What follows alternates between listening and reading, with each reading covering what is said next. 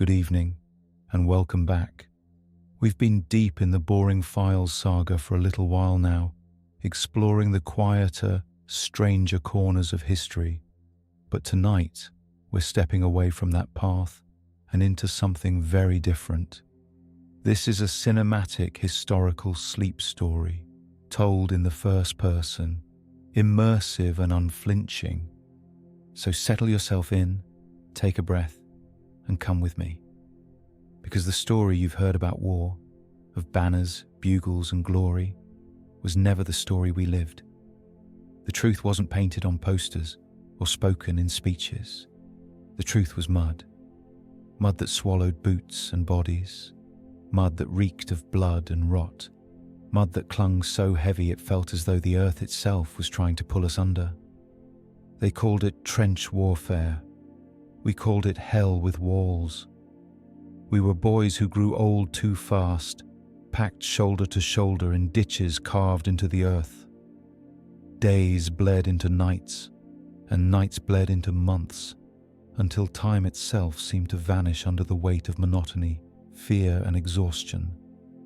Out there, every step came with a reason to despair, and I lived through each one.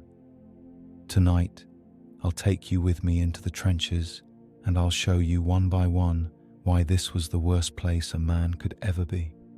The first thing that strikes you is the weight, not of the rifle, not of the pack, but of the ground itself. Every step sinks deeper than the last, until you realize the trench is less a shelter and more a pit slowly filling with the sky. Rainwater pools at the bottom, refusing to drain, and the mud clings to your legs like chains. It is not the clean soil of a farmer's field or the damp earth of a spring morning. This is sludge, a mixture of clay, water, waste, and blood. And once it takes hold of your boots, it does not let go. We learned quickly that the trench was alive in its own way. The walls sagged with every storm, collapsing in on themselves, while the floor shifted beneath us as though it wanted us buried. Men slipped while carrying stretchers, falling face first into the muck. Some never got up again. More than one soldier drowned not from a bullet or a shell, but because he fell unconscious into a flooded trench and suffocated in inches of water. You'd think such a death impossible until you saw the body hauled up, lungs full, eyes staring blankly at the grey sky. The smell was its own punishment. Wet earth mixed with fuel, spoiled rations, and the rank odour of waste buckets too often overturned by a misplaced step.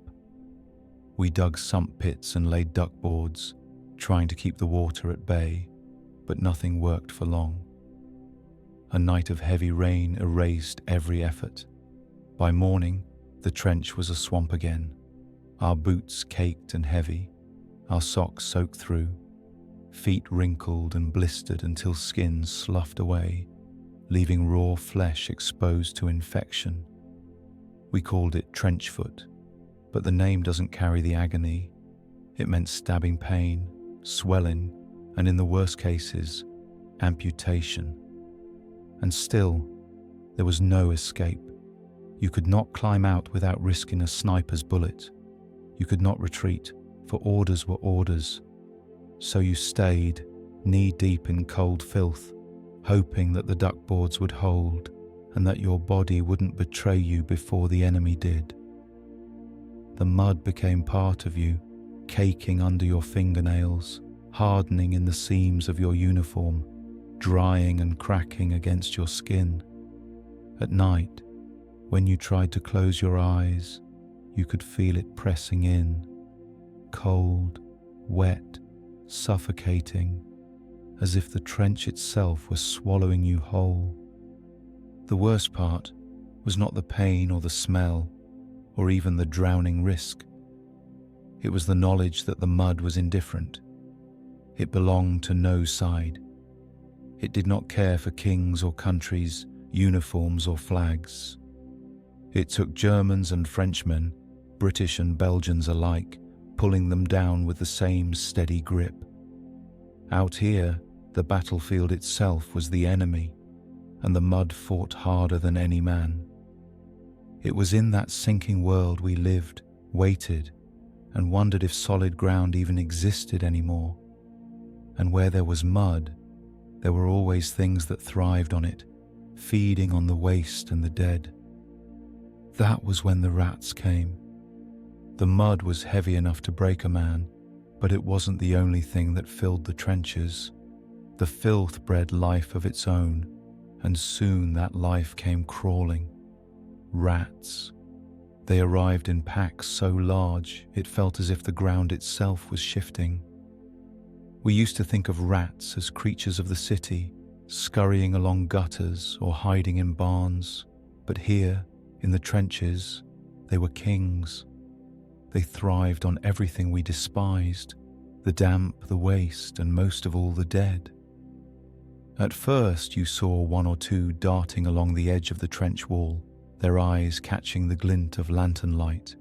But then came the sound, the scratching, gnawing, squealing. It was constant even at night, a chorus that never ceased. They grew bold quickly, no longer afraid of boots or shouts. We woke to find them running across our legs, tugging at scraps of food in our haversacks, nibbling the edges of our blankets. If you left a crust of bread unattended, it vanished before you returned. The rats learned faster than we did, and soon they owned the trench as much as we did. Some of them were monsters, swollen to the size of cats. They feasted on corpses in the forward lines, tearing open the uniforms of the fallen and gnawing at flesh. Once you've seen a rat crawl out of a dead man's mouth, it stays with you. That sight hollowed out many of us more than enemy shells ever could. It wasn't just disgusting, it was a reminder that even in death, there was no dignity. The rats would not wait until you were buried. They would take you while you lay only a few feet away from your still breathing comrades. We tried everything to fight them. Bayonets, rifles, even kicking at them with our boots. Nothing worked. You could kill 1, 2, 10, and it made no difference. For every rat we struck down, 100 more seemed to appear, as if the trenches themselves were breeding them. Some men even kept tally marks scratched into the trench wall for how many they killed, as if making a game of it could take away the horror. But the truth was simple. There was no winning against them. The rats were too many, and they had more food than they could ever want. The worst came at night. You'd try to close your eyes, and you'd feel them brushing against your skin, darting across your chest, crawling into your kit bag in search of crumbs. Some chewed through the canvas of gas mask pouches, or through boots left by the fire. I've seen men wake screaming, convinced a rat was burrowing into them in the dark. In a way, the rats fought their own psychological war against us. We could handle shells and bullets, because at least those had an enemy we could name. But the rats, they were always there, silent and patient, waiting for the next chance to remind us we were never truly alone. And of course, rats brought disease. Their fleas and filth made sure that the trench was never just a battlefield of bullets, but of sickness too. Some men grew feverish after being bitten, others scratched until their skin broke open, and infections set in. It was one more layer of misery, one more unseen enemy crawling over us day and night. The mud pulled us down, but the rats tore away what was left of our strength. And if they weren't enough, something even smaller was waiting for us. Something you couldn't stab with a bayonet or drive off with a shout. As if the rats weren't enough, there was something smaller, something you couldn't chase off with a bayonet or a kick of the boot. Lice. They lived in the seams of our uniforms, in the folds of our shirts, in the stitching of our socks. No matter how many times we scraped them off or boiled our clothes, they came back, multiplying until it felt as if our very skin was their battlefield. The itching was ceaseless. It started as an irritation, a scratch at the back of the neck, a twitch at the waistline, but it never stopped. Day or night, in the middle of a meal or on guard duty, the crawling sensation was always there, driving men to madness. You could see it in the way soldiers shifted constantly, rubbing their shoulders against the trench wall, clawing at their chests until their fingernails broke the skin. Blood welts formed under collars and waistbands, and soon infections spread from the scratches we couldn't leave alone. We tried every trick we knew. Some men held their shirts over candles, letting the heat burst the lice in the seams. Others scraped their uniforms against the rough trench walls, desperate to grind the pests out. I once watched a man boil his socks in a mess tin over a tiny flame, pulling them out steaming only to find the lice still alive, clinging to the threads as if they were part of the fabric itself. There was no real victory. At best, you bought yourself a few hours of relief before the itching began again. It became a kind of ritual.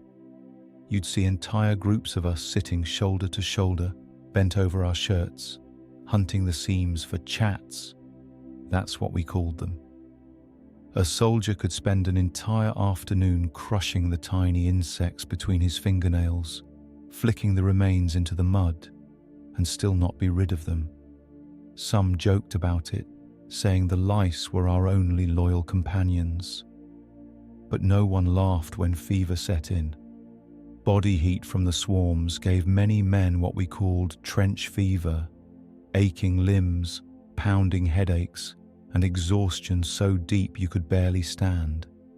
And yet, the officers still demanded patrols, still barked orders, still sent us climbing ladders into the smoke and fire. The worst was at night, when silence finally fell. You'd lie in your dugout, the rats scurrying somewhere in the dark, and just as you thought you might drift off, the itching returned. You'd roll over, scratch until your skin was raw, and curse under your breath. Sleep never came easy, but with lice it became almost impossible. It wasn't the sound of guns keeping you awake, not yet. It was the endless crawling of 1,000 tiny legs under your skin. I often thought about how lice didn't care who you were, private or officer, veteran or recruit. They spread through us all, a silent equalizer in the mud. And there was something cruel about that. The shells overhead announced themselves, the rats made their noise, but the lice crept in quietly, feeding in the shadows, reminding us that even in stillness, the war found ways to wear us down. And still, the crawling torment was not the loudest agony of trench life, because when the lice stopped you from sleeping, you were awake to hear the true heartbeat of the front, the constant thunder of the guns. If the lice kept us awake with crawling and scratching, the guns made sure we stayed awake with terror. The trenches never knew silence. Even when the rifles went quiet, the artillery spoke. Shells screamed overhead with a sound that could rip through your bones, followed by an impact that made the ground leap beneath your feet. Some nights the barrages came in waves, rolling across the line like storms. Other times, they struck without pattern, one deafening blast shattering hours of tense waiting. The ground itself became a drum under the constant pounding. The walls of the trench shook, clumps of wet earth breaking loose and falling onto our helmets. The air filled with dust, smoke, and the smell of cordite. burning itself into our throats. We learned to read the rhythm of the guns, the whistling descent of a shell, the pause before the detonation, the shower of dirt and shrapnel that followed. You never grew used to it, not really, but you learned to flinch at the right time, to duck instinctively, to press yourself as flat as possible against the wall and pray that the earth held. There were days when the barrage lasted for hours. You'd crouch in the dugout, knees to your chest, the noise pounding through your skull until you felt as though your head would split. Men shouted at one another, but the voices were swallowed by the roar.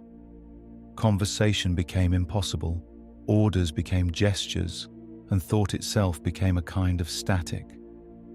I saw men cover their ears and rock back and forth like children, desperate to block out a sound that could never be blocked. Even sleep, in the rare moments when exhaustion dragged you under, offered no escape. The guns followed into your dreams, chasing you down endless trenches until you woke in a sweat, only to hear the barrage still rumbling above. The worst part was the randomness. A shell could land a mile away, or it could land in your trench without warning. One moment you'd be listening to a friend talk about home, and the next, the friend was gone, replaced by smoke and fragments of earth and flesh. It bred a kind of fatalism among us. Some men clung tighter to faith, whispering prayers as they pressed their faces into the mud. Others laughed like madmen, saying if the shell had your name on it, nothing would stop it. Both were ways of admitting the same truth. Survival was chance, nothing more. Artillery didn't just kill with shrapnel, it buried men alive. The weight of collapsing trench walls smothered those who didn't move fast enough, and digging them out meant clawing at the dirt with bare hands, while shells still fell around you. More than once, I saw helmets vanish beneath falling earth, the muffled shouts of the buried lost beneath the thunder. Some we saved, some we didn't. The guns didn't care. And then there were the barrages meant not just to kill, but to prepare. You could always tell when something worse was coming. The shelling would grow heavier, more deliberate, the explosions marching forward across no man's land in a rolling curtain. We knew what it meant. The enemy was softening us for an advance. Sometimes it was men. Sometimes it was something else entirely. Because when the guns fell silent, the silence itself became a weapon. It was the pause before a new terror. And soon, we learned to fear that pause more than the thunder. That was when the gas came. The warning always came as a shout, sharp and desperate. "Gas!" one man would cry, and in an instant the trench dissolved into chaos. Hands scrambled for masks, fumbling with straps, hearts racing as the pale cloud crept across no man's land and spilled down into our line. It moved low to the earth, a rolling fog with a colour that didn't belong in nature, curling into every hollow, every dugout, every corner where men huddled. There was no sound of approach, no warning whistle, no thunder like the shells. Gas came quietly, and that made it worse. By the time you saw it, the poison was already upon you. One breath without protection was enough to set your chest on fire.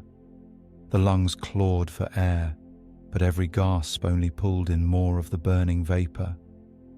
I saw men drop their rifles, choking, eyes wide, froth spilling from their mouths as they fell to their knees. The horror wasn't just in their suffering, it was in the helplessness. You couldn't drag them out, couldn't share your mask, couldn't do anything but watch as they suffocated in slow agony.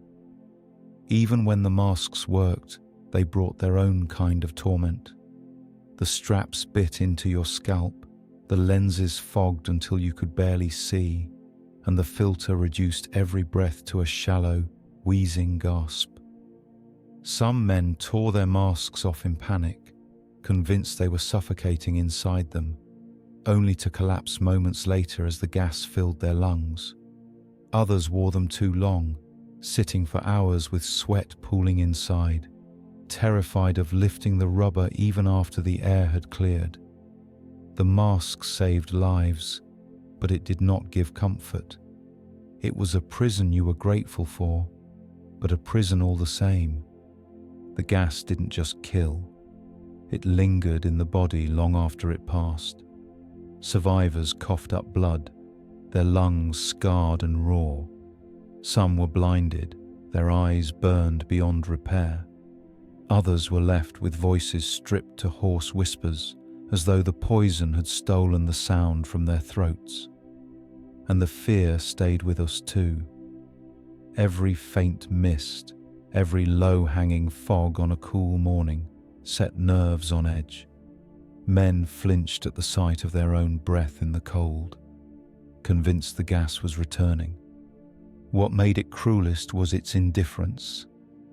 Artillery might be aimed, bullets fired with purpose. Gas drifted wherever the wind carried it, killing friend and foe alike. We sometimes heard screams from the enemy trenches, their cries no different from ours. But the wind showed no mercy. It delivered suffering without distinction, reminding us that here, even the air itself had turned into a weapon. And when the cloud finally lifted, the field revealed its aftermath. The bodies left behind looked nothing like men, faces swollen, skin blistered, eyes wide and staring, mouths frozen in silent screams. Death by shell was brutal, but it was swift. Death by gas was slower, more intimate, leaving corpses twisted in shapes that spoke of pain we could not imagine. And that pain lingered in more than memory.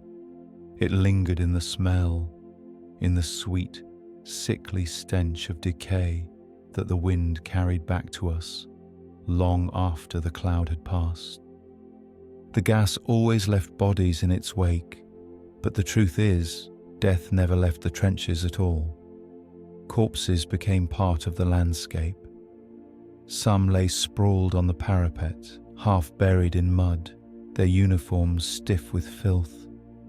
Others sank into the flooded bottoms of the trench, disappearing under the sludge until only a hand or boot jutted from the muck.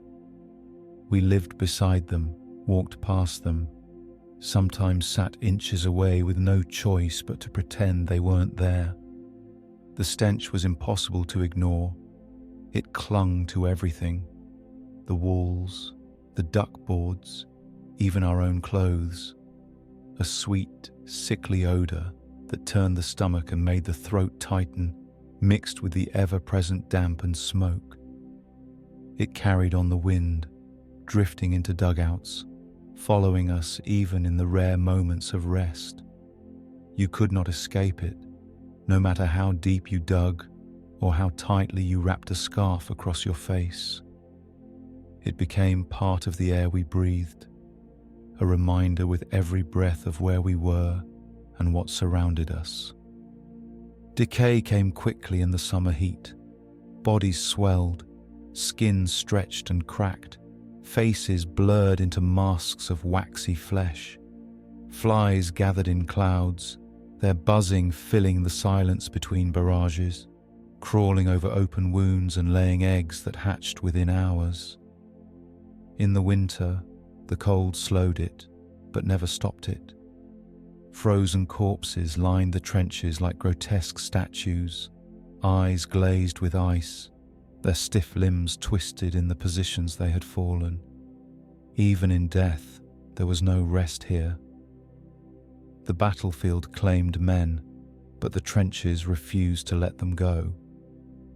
We tried to move them when we could, dragging them to shallow graves behind the lines or covering them with sheets of canvas. But more often than not, there was no time. Orders came, patrols were sent, shells fell, and the bodies were left where they lay. A man could fight one day, fall the next, and spend weeks beside his comrades in death before anyone could lift him away. And when the mud shifted with rain, it sometimes unearthed the dead again, pushing them back to the surface, as if the earth itself rejected what the war had fed it. The sight did something to you. At first, you turned your eyes away, refusing to look. But after weeks, you stopped trying. The faces blurred together, and they became part of the trench like the sandbags and the duckboards. You grew used to stepping over them, used to eating your rations while the smell of rot seeped into your nostrils. That familiarity was its own kind of horror. The realization that you could get used to anything, even this. But not everyone adapted. Some men broke under it. I watched soldiers gag at every meal, unable to keep food down as the smell mingled with the taste. Others refused to enter certain dugouts where the stench was worst, preferring the danger of exposure to the safety of shelter. The corpses reminded us constantly that survival was temporary. We saw ourselves in them, the same boots, the same uniforms, the same rifles lying useless by their sides. Each body was a mirror, showing us our own future if luck failed. And when the stench of the dead filled the trench, it was easy to forget that the living were rotting too. The mud ate away at us, the damp turned flesh soft, and infection gnawed at our feet until they became unrecognizable. Death was not only around us, it was inside us, working its way through our own bodies. The dead around us were reminders of what waited at the end of the line. But the mud made sure we didn't need to wait until death to start rotting. It began with our feet. Hours, days, weeks standing in water that never drained, boots soaked through, socks sodden no matter how often you changed them. It was a slow torture that crept upward from the ground. First came the numbness, a tingling that felt almost harmless. Then the skin softened, whitening as though it had been boiled, splitting open at the seams. The cracks bled, and infection seeped in. By the time the pain arrived, it was already too late. We called it trench foot, but the name doesn't carry the truth of it. Flesh blackened, toes swelled to twice their size, and the smell of gangrene clung as strongly as the stench of corpses. I saw men try to keep walking on feet that had turned to pulp, limping with every step, pretending it was just another blister. Others couldn't stand at all, carried out of the line by their comrades, while their boots left bloody prints in the mud. The doctors told us the only cure was rest and dry socks, things we never had enough of. In the worst cases, they took a saw to the leg. Amputation was its own kind of death sentence, not always immediate, but final all the same. The trench gave us little chance to fight back. Duckboards rotted, collapsing into the muck. Sandbags leaked, flooding every dugout. Even when we managed to change into a fresh pair of socks, the relief lasted minutes before the damp reclaimed them. Officers tried to enforce rotations, ordering us to massage our feet, to swap socks in pairs, so at least one man had something dry. It was a ritual carried out more in hope than belief. No one truly escaped. Everyone carried the same wounds, hidden under leather that fell apart stitch by stitch. The worst part wasn't only the pain, it was the knowledge that your own body was betraying you, turning against you inch by inch. Standing guard at night, rifle in hand, I could feel the throb in my toes more sharply than I heard the distant guns. It ate at concentration, at willpower. Men snapped not from bombardments or orders, but from the constant tearing ache in their feet. I watched soldiers throw their boots aside in frustration, stumbling barefoot in the mud, as if bare skin could hurt less than leather soaked through. It didn't. Within hours, the ground claimed them again. There was something almost symbolic about it. The corpses beside us told us what the war did to the dead. Our feet told us what the war was doing to the living. We were decomposing in slow motion, each step a reminder that the line between life and death wasn't clean. It blurred. It bled. It made every day a kind of half-death we carried with us. Yet even this horror became routine. The pain dulled, turning into a background hum that accompanied every march, every night watch, every moment of waiting. That was how the trenches worked. What once shocked you became normal. What once horrified you became daily life.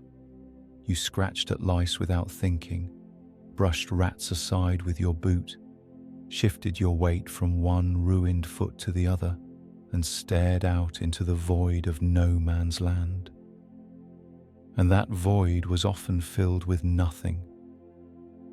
Because when the guns went quiet, when no orders came, and when even the rats seemed to pause, the worst enemy waiting for us was not death, not pain, but time itself.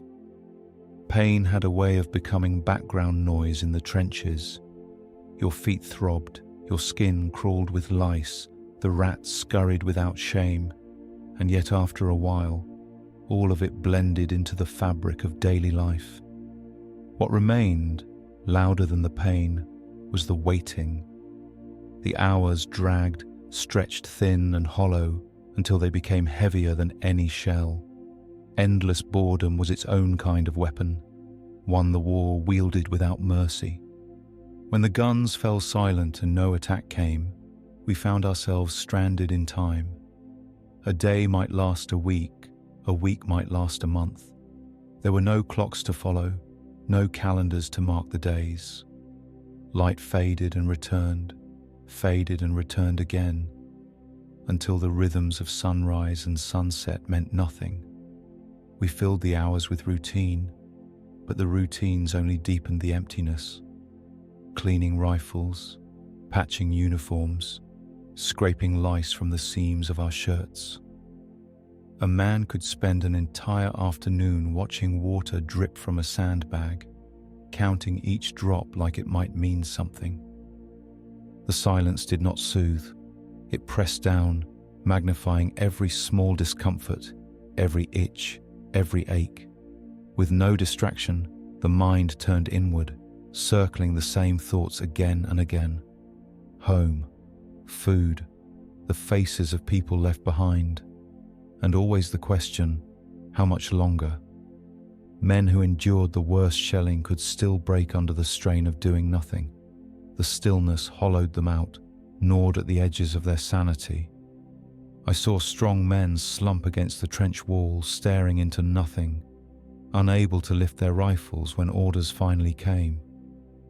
Cards were a favorite distraction, though the packs grew soft and stained with use.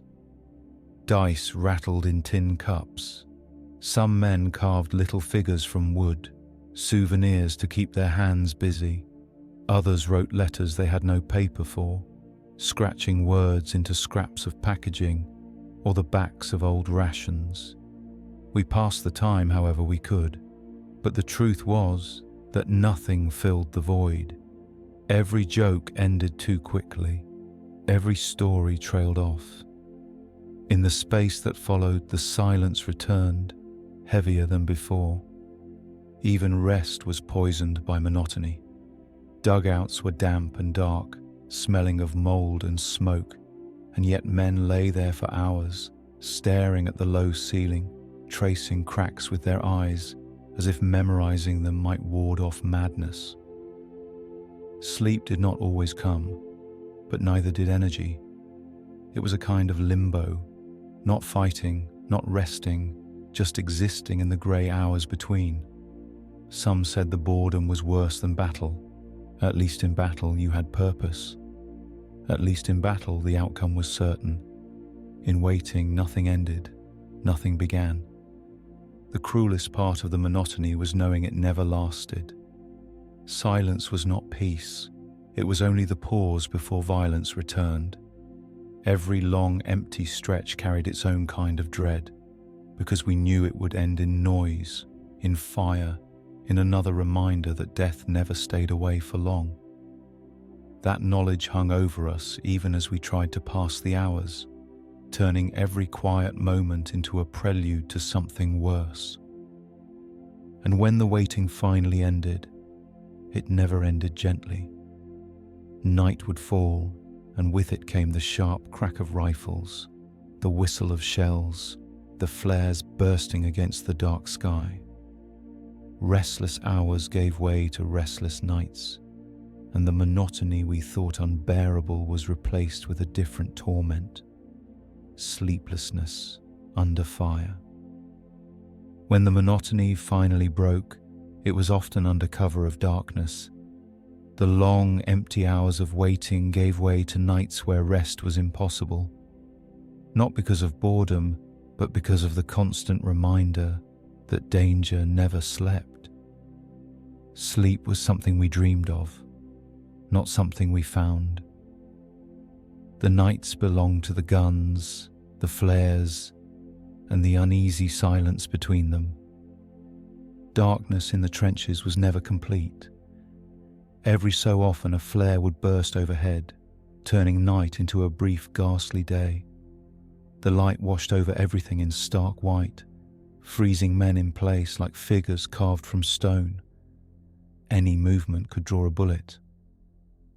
We lay still, our shadows stretching along the trench walls, waiting for the flare to fade and for the darkness to return. But the darkness was no comfort.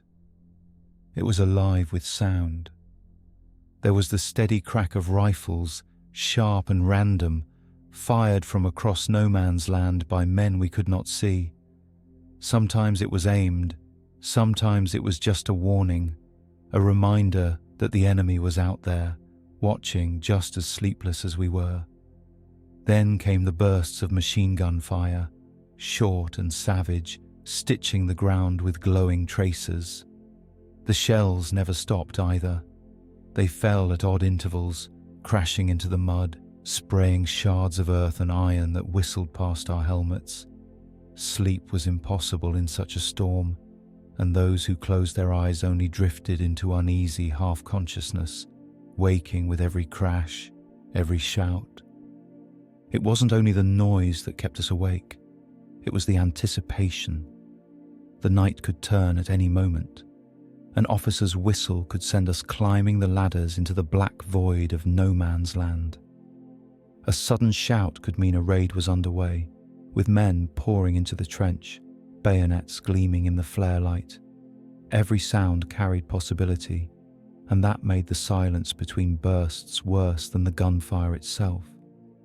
You lay there, eyes wide, heart racing, waiting for the next thing, never knowing when it would come.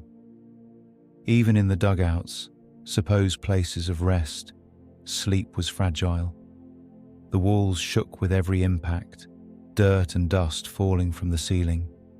The air was thick with smoke and sweat, and the ground was too hard, too wet to offer comfort. Men tossed and turned on lice-ridden blankets, jerking awake at the sound of footsteps, at the creak of the trench floorboards, at the cries of others who startled in their own sleep. It was a chain reaction of unrest, one man's nightmare bleeding into another's waking hours.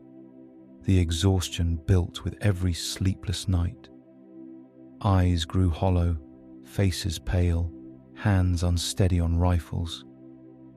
Some men fell into a strange daze, caught between waking and dreaming, their minds drifting even as they stood on sentry duty. That was when accidents happened. A shadow mistaken for an enemy, a shot fired too soon, a man collapsing from fatigue rather than enemy fire. The nights wore us down more than the days, stripping away strength not with bullets, but with relentless vigilance. And yet, no matter how tired we grew, sleep was never safe. To let your guard down was to risk your life and the lives of the men beside you. So we forced ourselves awake, drinking bitter tea when it was available, pacing back and forth in the mud, whispering to one another just to stay alert. Anything was better than closing your eyes and letting the night claim you. But exhaustion was only half the battle. The other half was dread, for we all knew that the sleepless nights were only the prelude. The flares, the gunfire, the restless anticipation, they all pointed to one thing. Eventually the order would come, the whistle would blow, and then we would be climbing out of the trench, leaving the fragile safety of its walls and stepping into the open. That moment had a name, one that every man feared, going over the top. The nights without sleep always carried the same weight, the possibility that, come morning, the whistle would blow. Every soldier knew that sound. It was sharp, high and final, the signal to climb the ladder and leave the trench behind. Going over the top, they called it, as if it were a simple step upward. But to us, it was a step into the unknown, a step that could end in glory or in silence, though we rarely believed in glory anymore. The waiting was worse than the climb itself. Kneeling at the base of the trench wall, rifle in hand, you could hear the officers pacing, could hear your comrades breathing quicken, could feel the tension in the air thick enough to choke on. Some men whispered prayers, others muttered curses. A few stared straight ahead, eyes hollow, already halfway gone inside themselves. The moment before the whistle felt like standing on the edge of a cliff, knowing you were about to be pushed whether you wanted to jump or not. When the signal came, instinct took over. Hands gripped the ladder, boots scrambled up the mud-slick rungs, and then you were out, exposed to the world beyond the trench. The air hit you first, colder, sharper, filled with smoke and dust. Then came the noise. Machine guns rattled in the distance, shells burst across the horizon, and bullets snapped past with a sound like angry bees. You ducked low, but there was no true cover. The only way was forward. No man's land stretched ahead, a wasteland of craters, wire, and shattered trees. Every step was a gamble. A foot caught in wire, a stumble in the mud, and you became an easy target. Some men never made it 10 paces before falling. Others pressed forward, firing blindly, bayonets fixed, shouting just to drown out their own fear. The charge was chaos, each man alone in a crowd, running not for victory, but for survival. Fear lived in every heartbeat. The thought of death was constant, but worse was the thought of what came before it. Lying wounded, stranded between the lines, unable to move as the battle surged past. That terror sat in every soldier's chest, a dread deeper than the bullets themselves. More than once, I saw men falter, frozen halfway up the ladder, unable to climb, unable to retreat. The officers shouted, shoved, sometimes struck them to drive them forward. But I never blamed those men. We all carried the same fear. Even those who survived the dash across the top were not spared. The sights branded themselves into our minds, comrades collapsing beside us, wire tangling bodies like traps, the earth exploding under our boots. At night, when the guns paused, those memories returned with a clarity sharper than any dream. Sleep brought no relief. It only replayed the moment again and again. Going over the top was never routine, no matter how many times you did it. Each climb felt like the first, each charge a fresh plunge into madness. You told yourself you might survive, but the truth was that survival depended on luck more than courage. and luck had no loyalty in no man's land. Yet even when we weren't ordered to climb in daylight, the trenches found other ways to send us into the open. Sometimes it was a full assault. Other times it was something quieter, but no less dangerous. The endless patrols into no man's land, creeping into the dark where every shadow hid death. Not every order sent us climbing the ladders in daylight. More often, it came in whispers at night. Patrol. Those two syllables could turn a man's stomach. There was no cheering, no whistle, no rush of bodies charging forward. Just a handful of men, picked from the line, told to slip into the dark and cross into no man's land. It was supposed to be routine, scouting enemy wire, checking the ground, sometimes dragging back the wounded or the dead. But nothing about those patrols ever felt routine. We left the trench in silence, boots sinking into the mud as we crawled through the opening. The air was colder up there, the trench no longer shielding us from the night wind. Ahead stretched a wasteland scarred by shell fire, crater beside crater, broken trees like skeletal fingers reaching for the sky.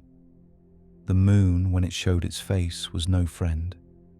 Its pale light betrayed every movement, turning us into shadows for the enemy to spot. We prayed for cloud cover, for darkness thick enough to hide us.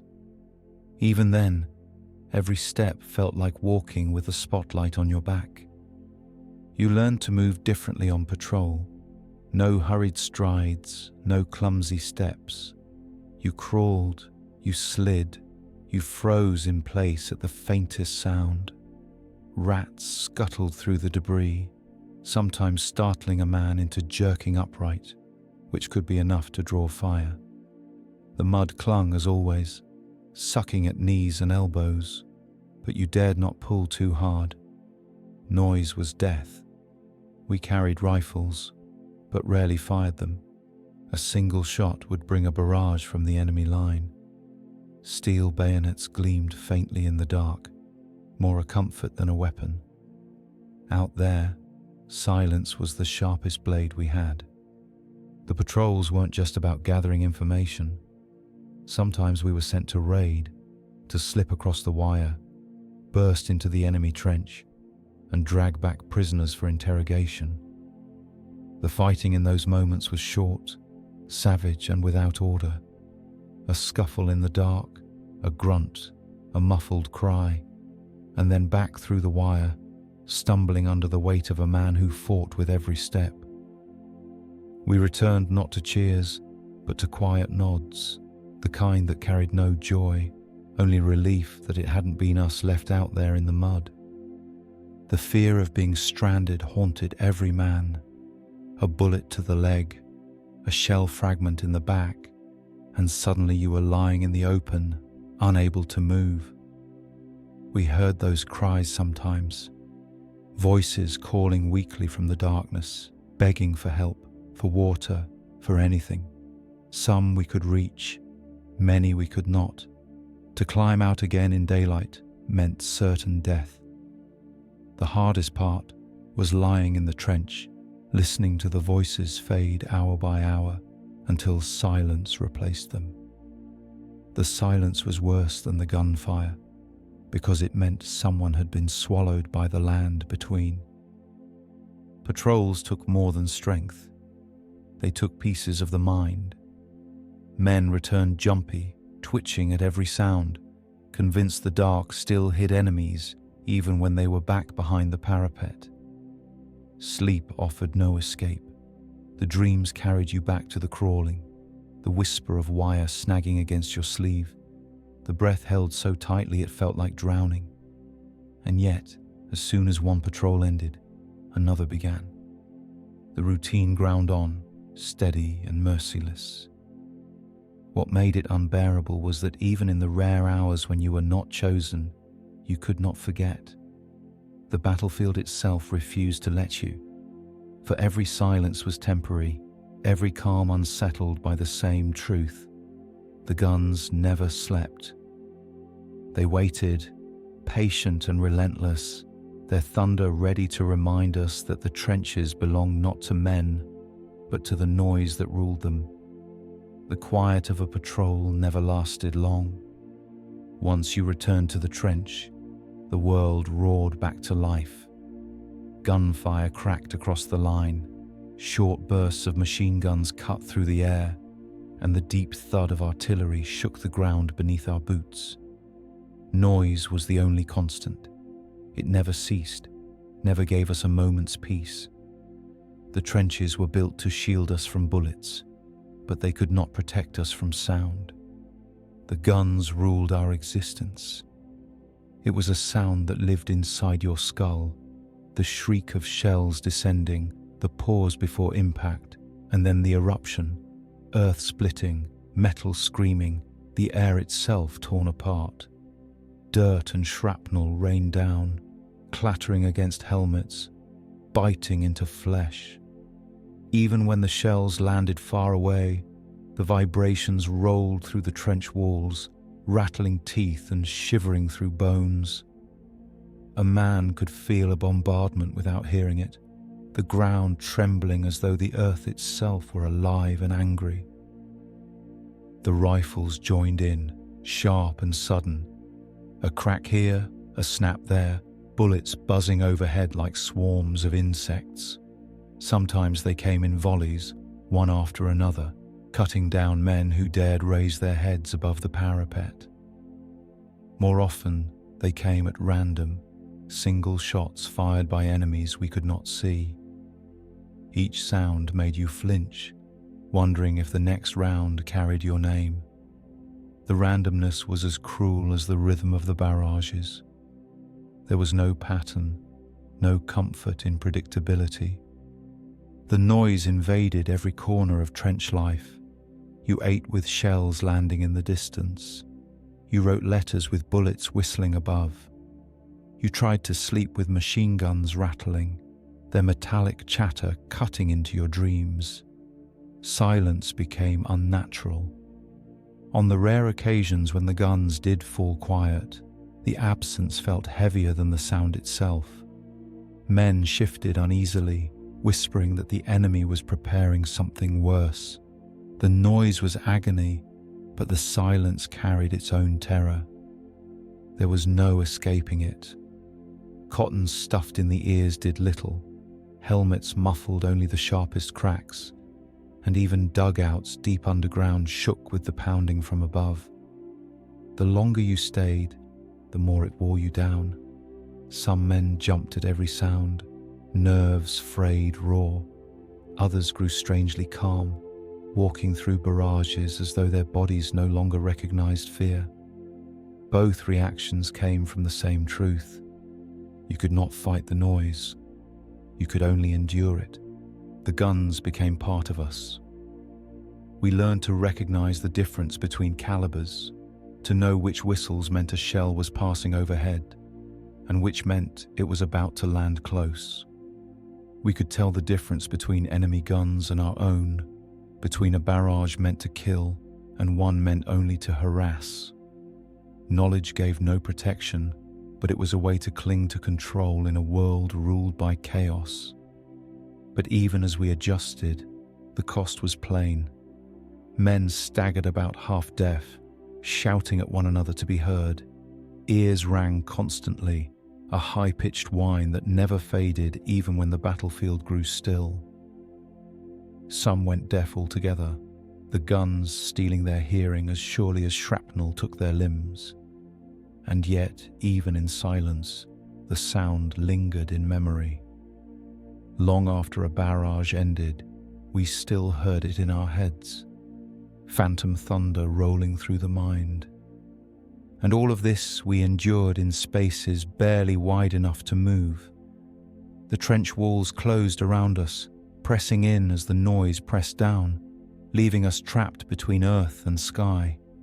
The guns battered the world outside, but inside the narrow corridors of mud carried their own torment.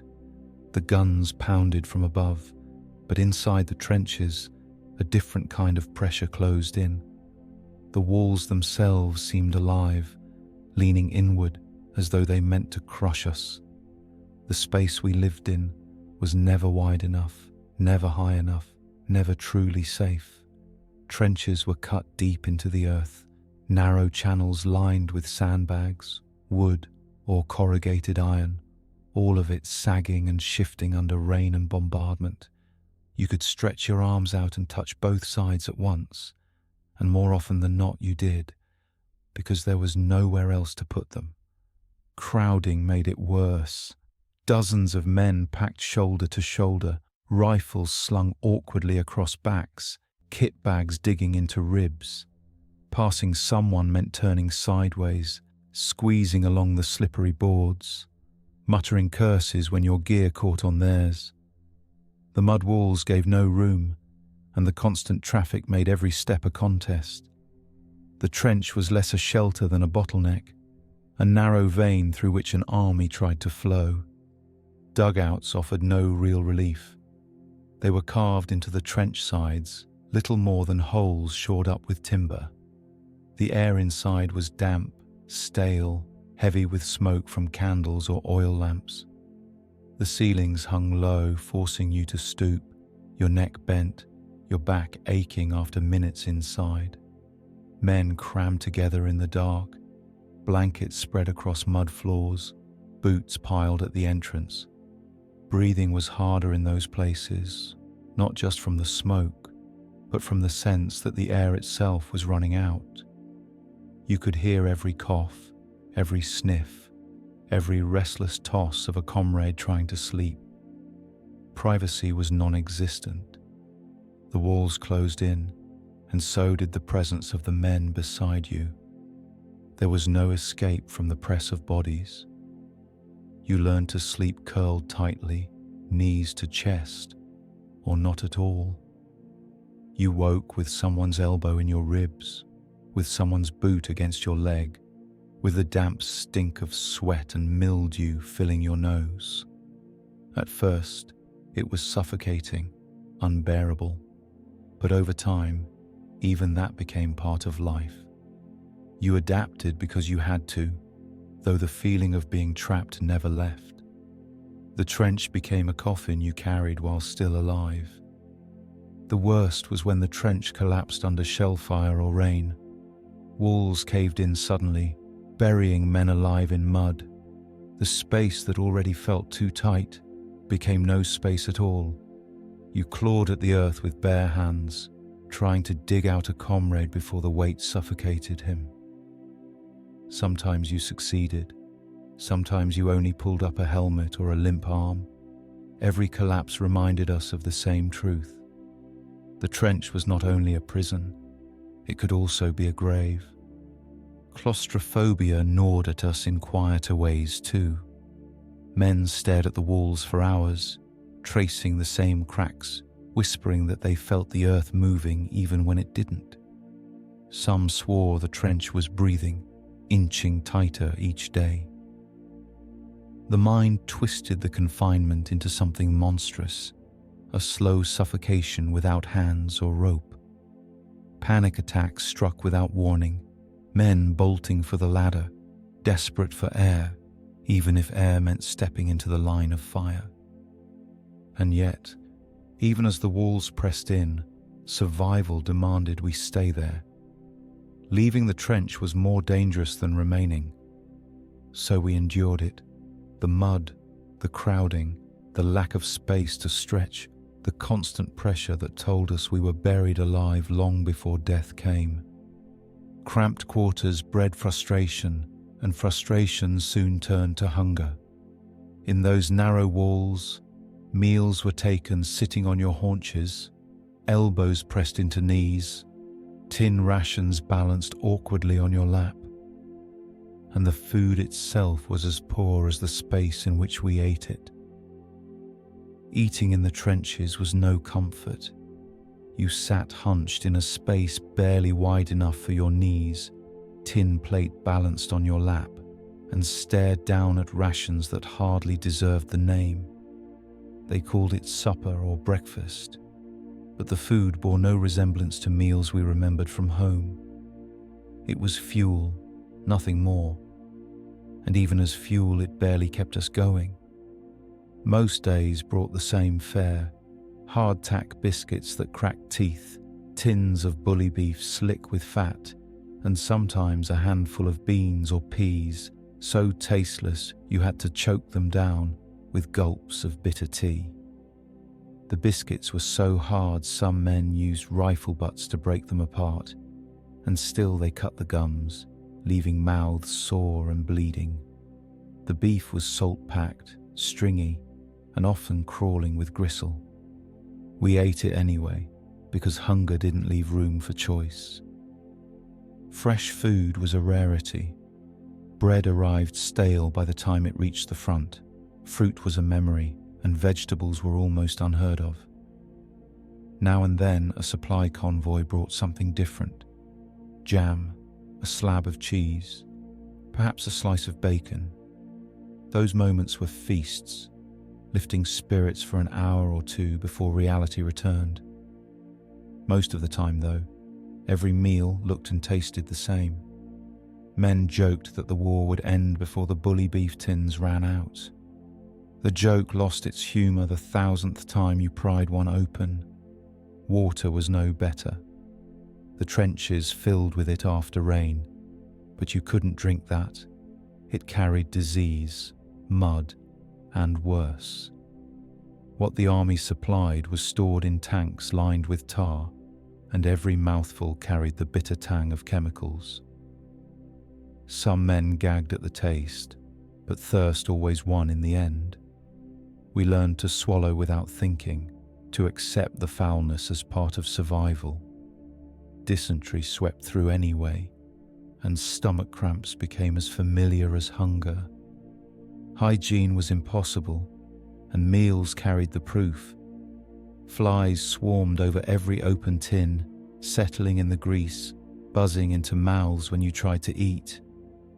Rats were bold enough to dart between our boots, snatching scraps before we could finish.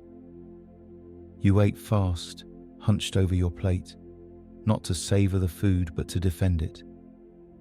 Meals weren't shared in the way they were at home.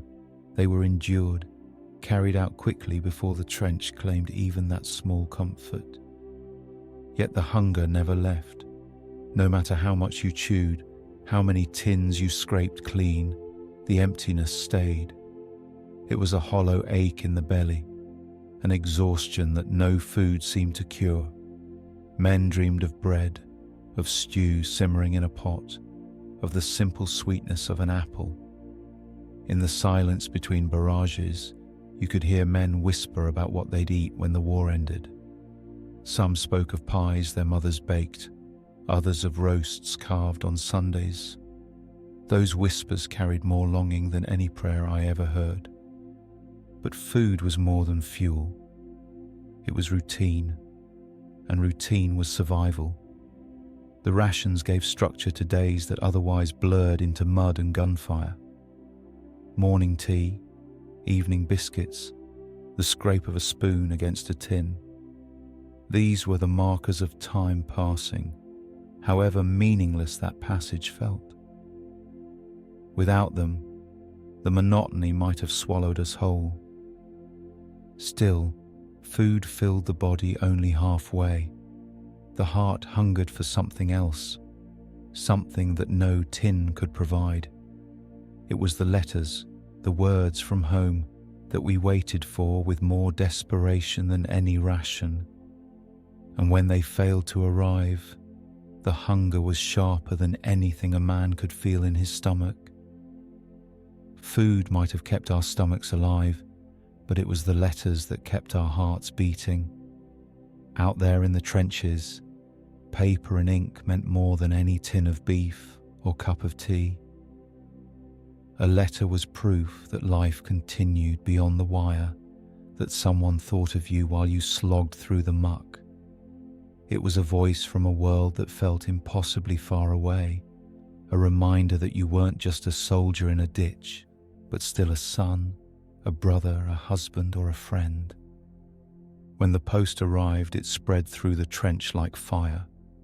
Men crowded around the officer or runner, Each name read aloud a lifeline.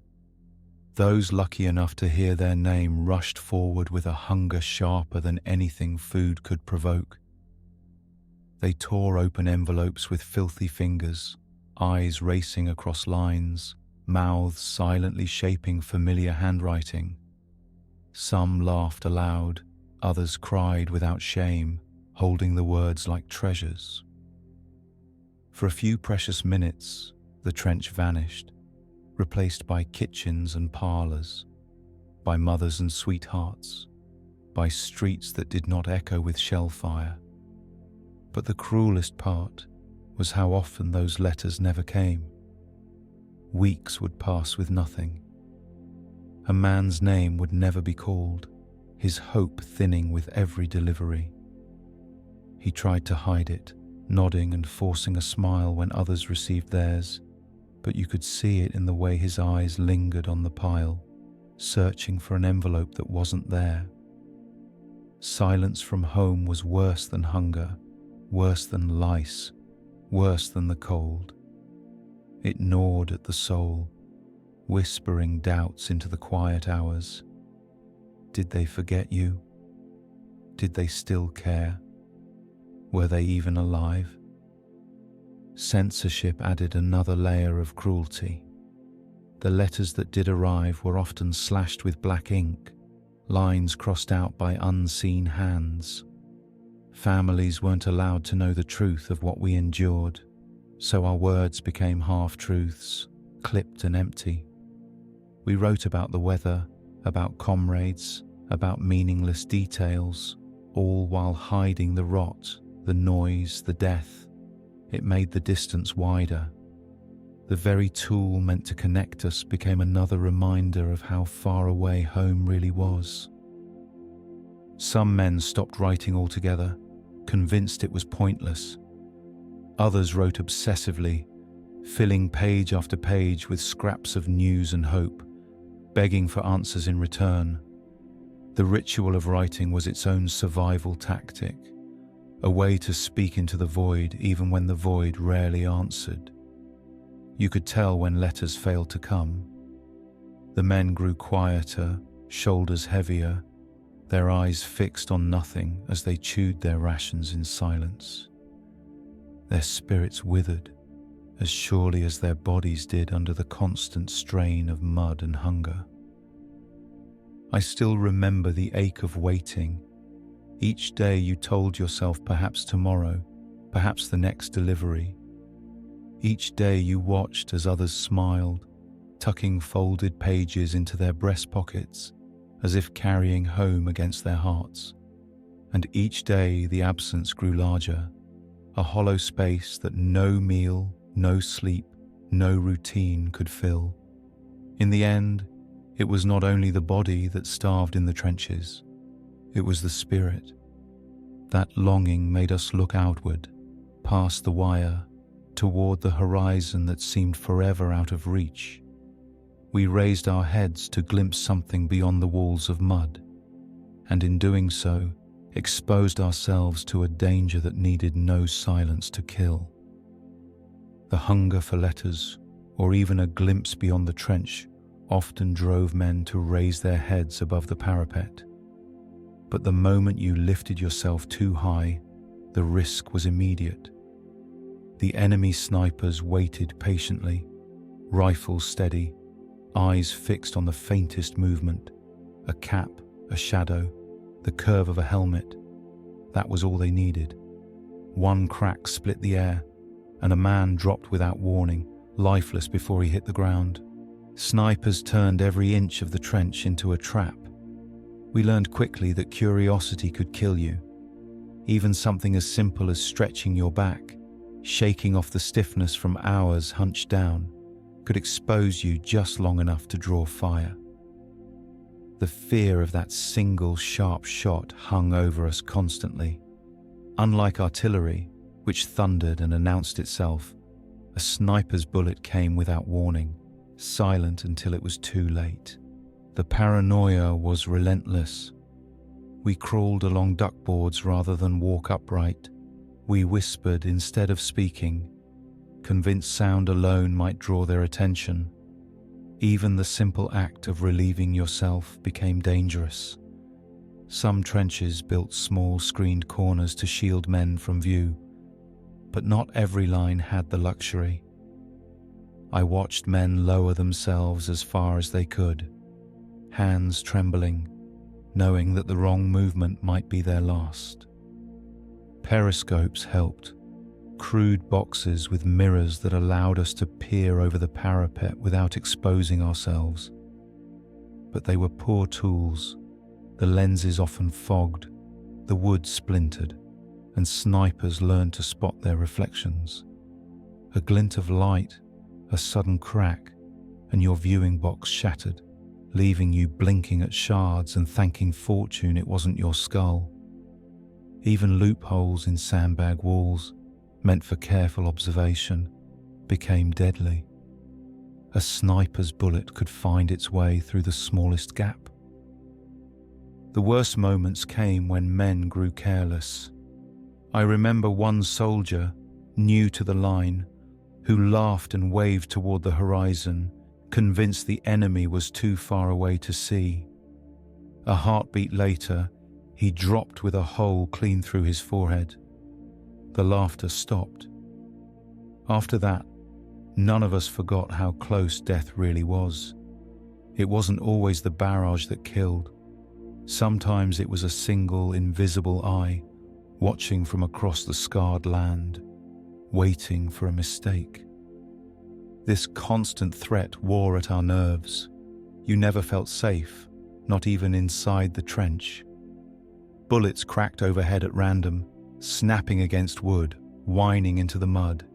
Each sound carried the question, was that meant for me?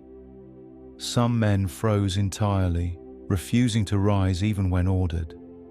Others grew reckless, standing taller than necessary, daring the shot to come, almost welcoming the end. Both reactions came from the same truth. You could not escape the sniper's gaze, and yet patrols and attacks still demanded exposure. To climb the ladder meant showing yourself.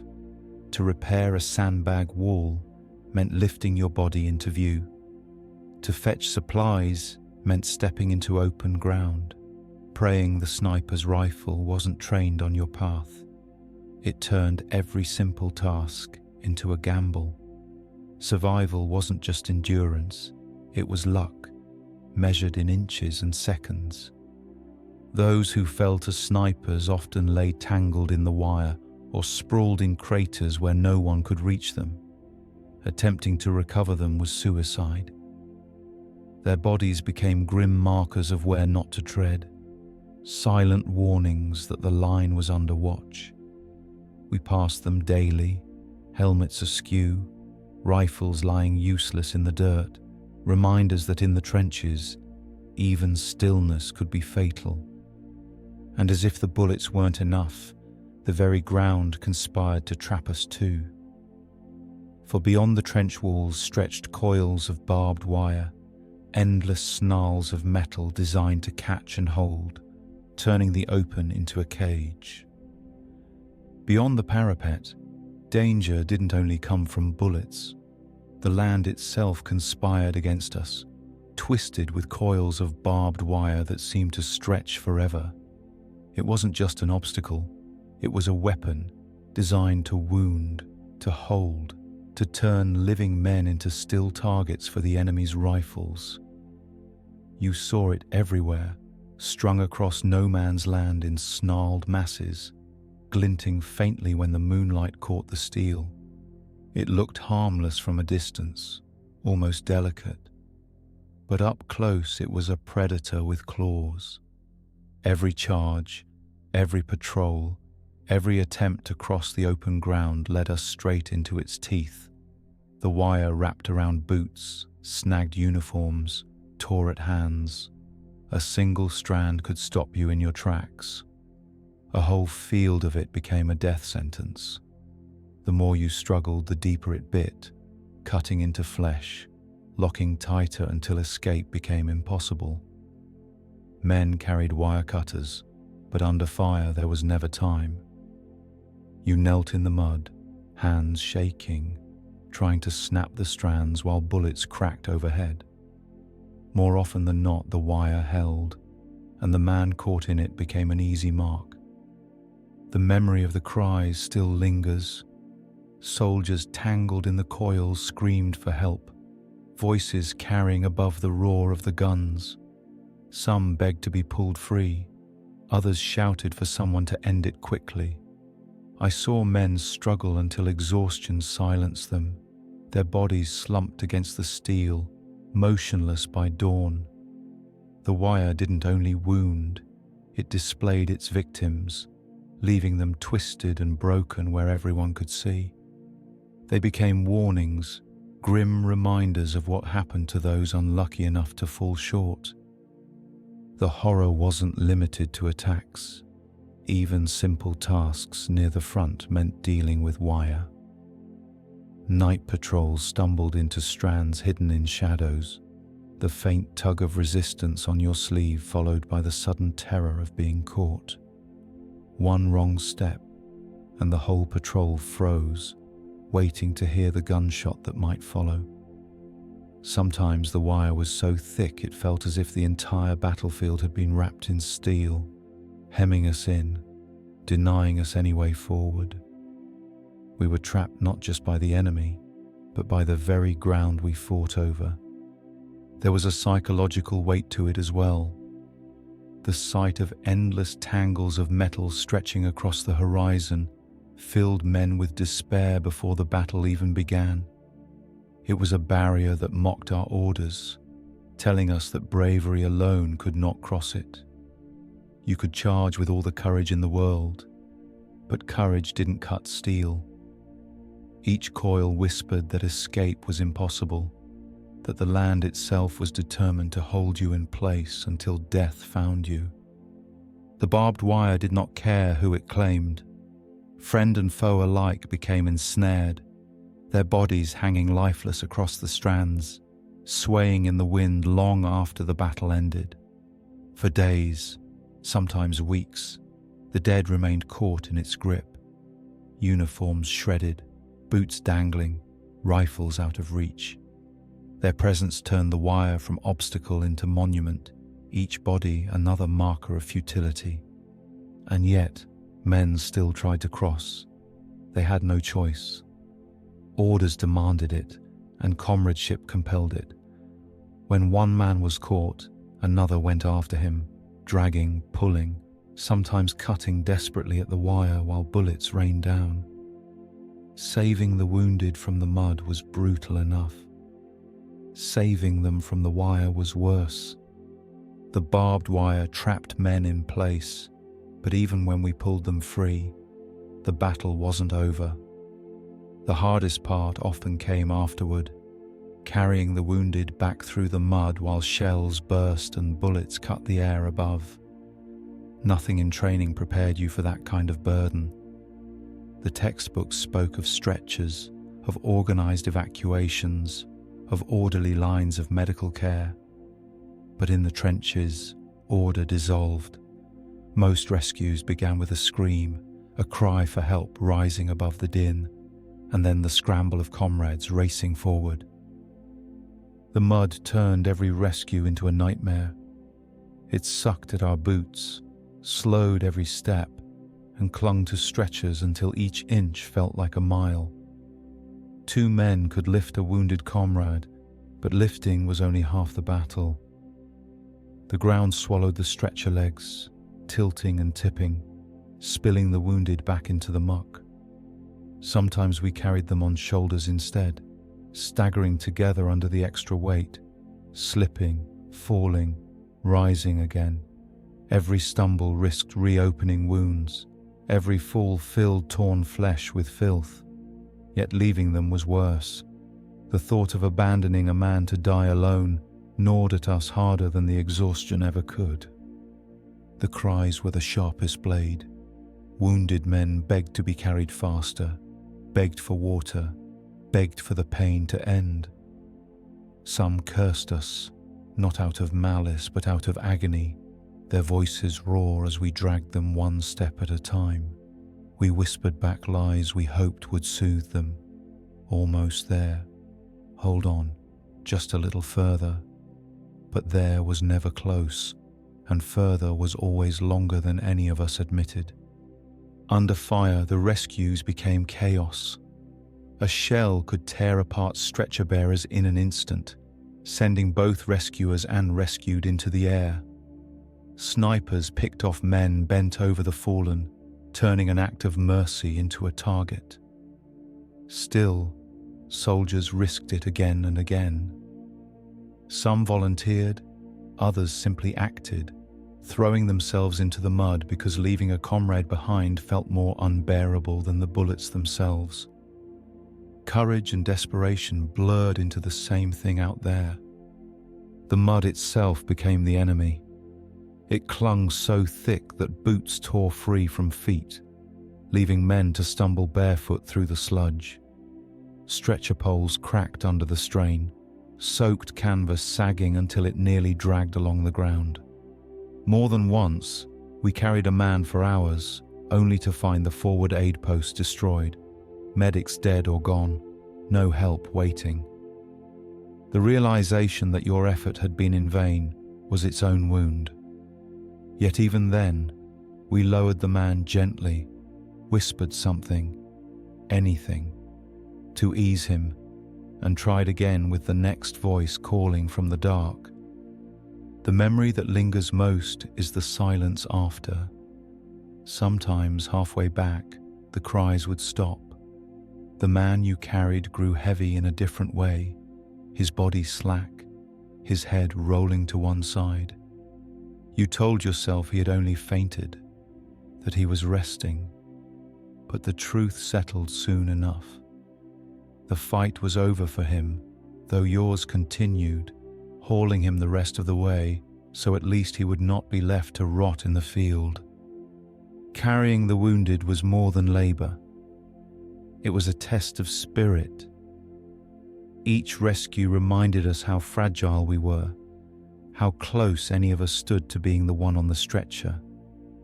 And each time we looked down at the gas mask bouncing against our chest, the thought returned. When the next weapon came, would our gear be enough to save us? Every time we hauled a comrade through the mud, the weight of our own gear pressed down with a different kind of threat.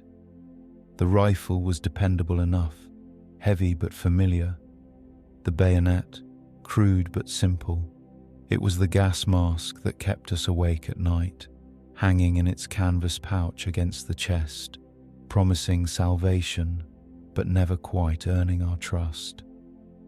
We knew that when the next cloud rolled in, the mask might be the only thing standing between life and a choking death, and none of us believed it would truly hold. The early masks were little more than flannel soaked in chemicals, tied clumsily across the mouth and nose. They stank of bleach and sweat, and the damp fabric clung to skin like a shroud. Later versions improved, but even those betrayed us often. The rubber straps snapped, the filters clogged with mud, the lenses fogged until we stumbled blind. Some masks came from supply lines already torn or warped, stuffed carelessly into sacks, handed out with little inspection. You learned not to trust what you were given. You tested the straps daily, ran your fingers over the seams, prayed you would feel no cracks. And still, cracks appeared when you needed the mask most. A faulty seal meant gas slipping in slow and silent, burning the throat before you realized what had happened. I watched men claw at their masks in panic, tearing them off, coughing up blood as their lungs blistered. Others pulled theirs on too late, the cloud already inside them, leaving the mask nothing more than a coffin lid strapped to their faces. The gear that was supposed to save us became its own torment. Wearing the mask for long stretches felt like suffocating. Each breath rasped through the filter, shallow and unsatisfying. Sweat pooled inside, stinging eyes, running down into the mouthpiece, the lenses fogged so thick you could hardly see the man standing a foot away, trying to fire a rifle, to climb a ladder, to carry a wounded comrade. All became impossible behind the rubber prison. Some men tore them off in desperation, preferring a clear breath even if it was their last. Gas masks were not the only tools that failed. Helmets dented under shrapnel, boots rotted in weeks, rifles jammed when mud clogged their chambers. Every piece of equipment felt like a gamble, more burden than protection. Yet the gas mask carried a weight all its own, because it was tied so directly to survival. Without it, you had minutes. With it, you had a chance, but only a chance. We lived in constant suspicion of that chance. At night, you'd dream of pulling on the mask and feeling the burn in your lungs anyway. You'd jolt awake, fingers gripping the pouch at your chest, checking it again, as though touching it would guarantee safety. It never did. The doubt was always there. The worst moments came after the clouds had passed. You pulled the mask off, gulped the air, and wondered whether some trace of poison still lingered. Men coughed for days afterward, spitting blood, their throats raw, their eyes streaming. We told ourselves it was just irritation, that the masks had worked. But sometimes hours or days later, the coughing deepened, the breath grew shallow, and the man faded anyway. The mask had not failed all at once. It had failed slowly, letting in just enough death to finish the work over time. The war stripped us bare in many ways, but nothing robbed us more of faith than faulty gear. To fight an enemy you could see was one thing. To fight poison carried on the wind, trusting your life to a pouch of rubber and glass that might or might not seal, was another. Every man carried that fear, and every man saw it realized in others. And it was in those moments of failure, when a mask cracked or a strap slipped, that we faced the cruelest sight of all, watching a friend struggle, gasping for air, eyes wide with terror, as life slipped away right beside us. The masks, the boots, the helmets, they all failed us eventually. But it wasn't the failure of gear that cut deepest. It was the moments when you turned your head and saw the man beside you fall, struck down in an instant. Death in the trenches was not distant or abstract. It lived an arm's length away, close enough to see, close enough to hear, close enough to touch. The first time I watched it happen, I froze. One moment a comrade was crouched next to me, whispering about home, his hand clenching a letter he had read a dozen times. The next, a shell burst overhead, and the earth swallowed him in a flash. When the smoke cleared, he was gone, a smear of mud and silence where a man had been. I remember staring at the space he had filled, the air still carrying his voice in my mind. That was the beginning. After that, it happened again and again. Sometimes it came with violence, a bullet tearing through a helmet, a shell hurling a body across the trench. Other times it was slower, crueler, gas creeping past a cracked mask, a wound festering until fever stole the last of his strength. Each death was different, yet each carried the same hollow truth. It could have been me. We shared the same rations, the same mud, the same orders. Chance alone decided who stayed and who went. What haunted me most were the eyes. A man knew when the end was near, and you saw it in his gaze, wide, searching, clinging to the faces around him as though we could anchor him to the world. We tried.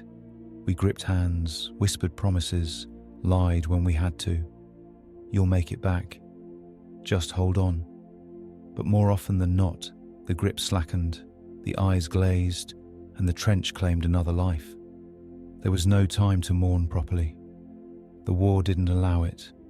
Orders came, guns thundered, and you moved on with death still warm at your side. The smell of cordite and rot mixed with grief until they became the same thing. You learned to eat your rations next to bodies covered with tarpaulins, to step over fallen comrades on the duckboards, to keep your rifle steady even as the man beside you slipped lifeless into the mud. At first it shattered men. Some screamed, some shook, some refused to move. But over time, the horror dulled. You didn't stop caring. You simply stopped reacting. The human mind could not break every time, so it learned to harden, to carry grief in silence. Yet silence was its own burden. At night, when the trench was dim and the guns faded to a distant rumble, the memories returned. You saw faces in the dark, heard voices that had been silenced, felt the weight of the hands you'd once held. Some men muttered in their sleep, calling out names that would never answer. Others drank when they could, trying to drown ghosts that always floated back to the surface. The war killed quickly, but it also lingered, clinging to those still alive. Losing comrades was more than heartbreak. It was losing pieces of yourself. Each friend buried or left behind meant one less voice to remind you of who you had been before the war. Their laughter, their jokes, their memories of home. Those vanished with them.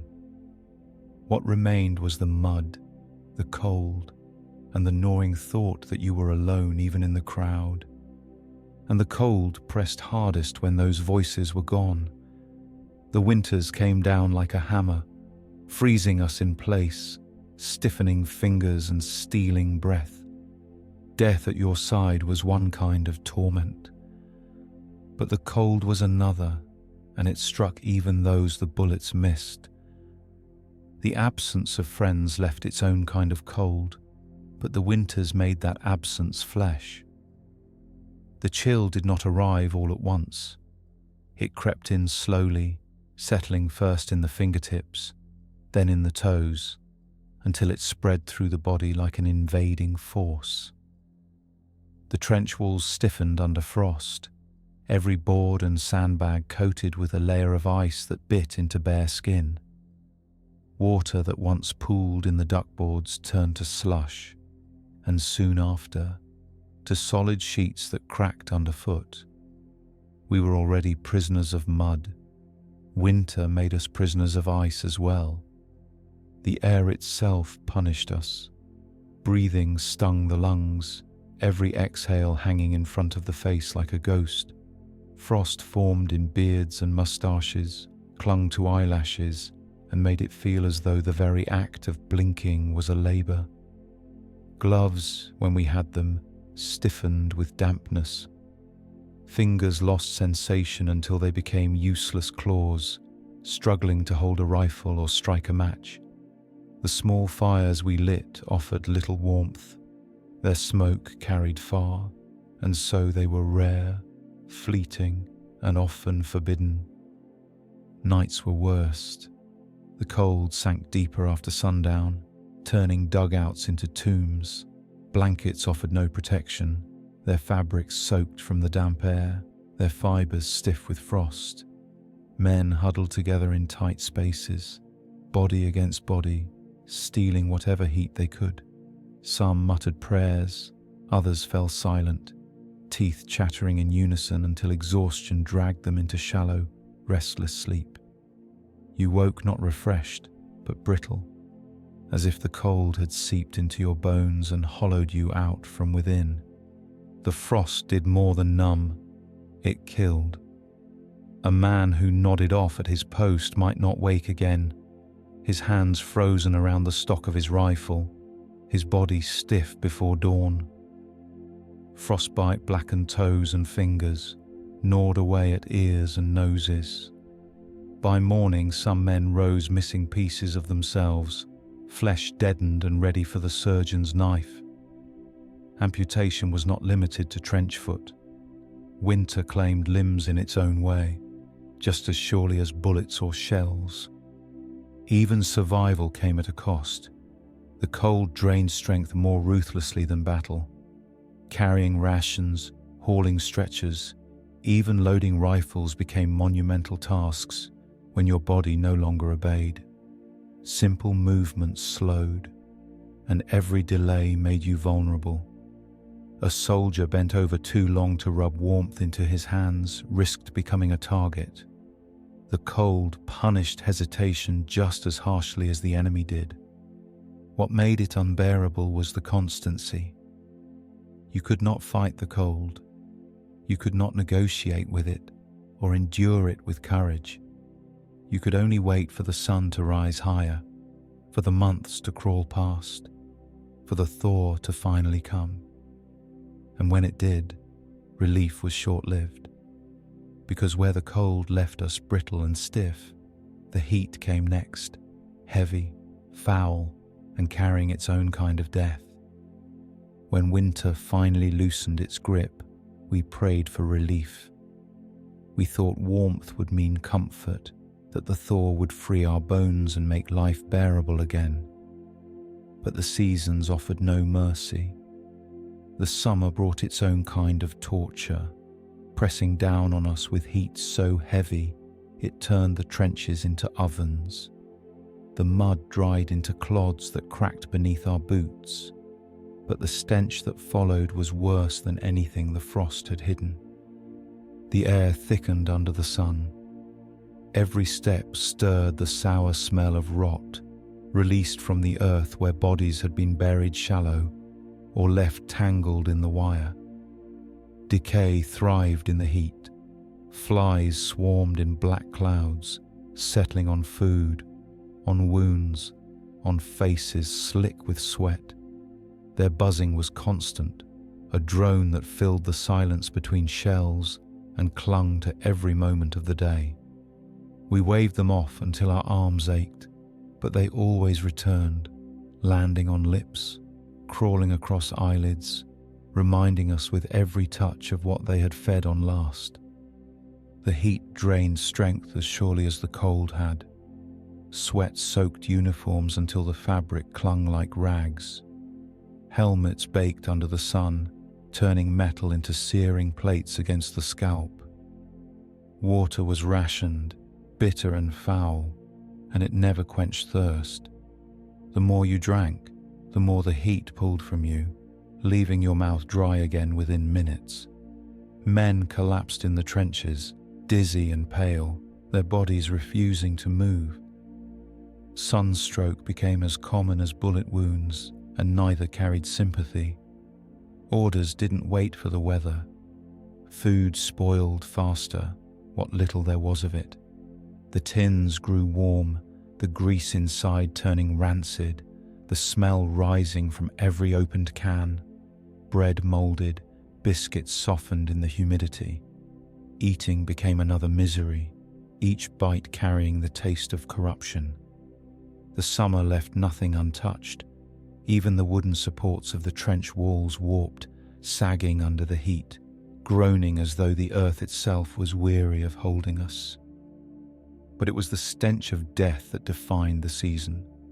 Winter froze the corpses, slowed their decay. Summer turned them liquid. Bodies swelled and split, flesh sliding from bone, seepage staining the soil dark.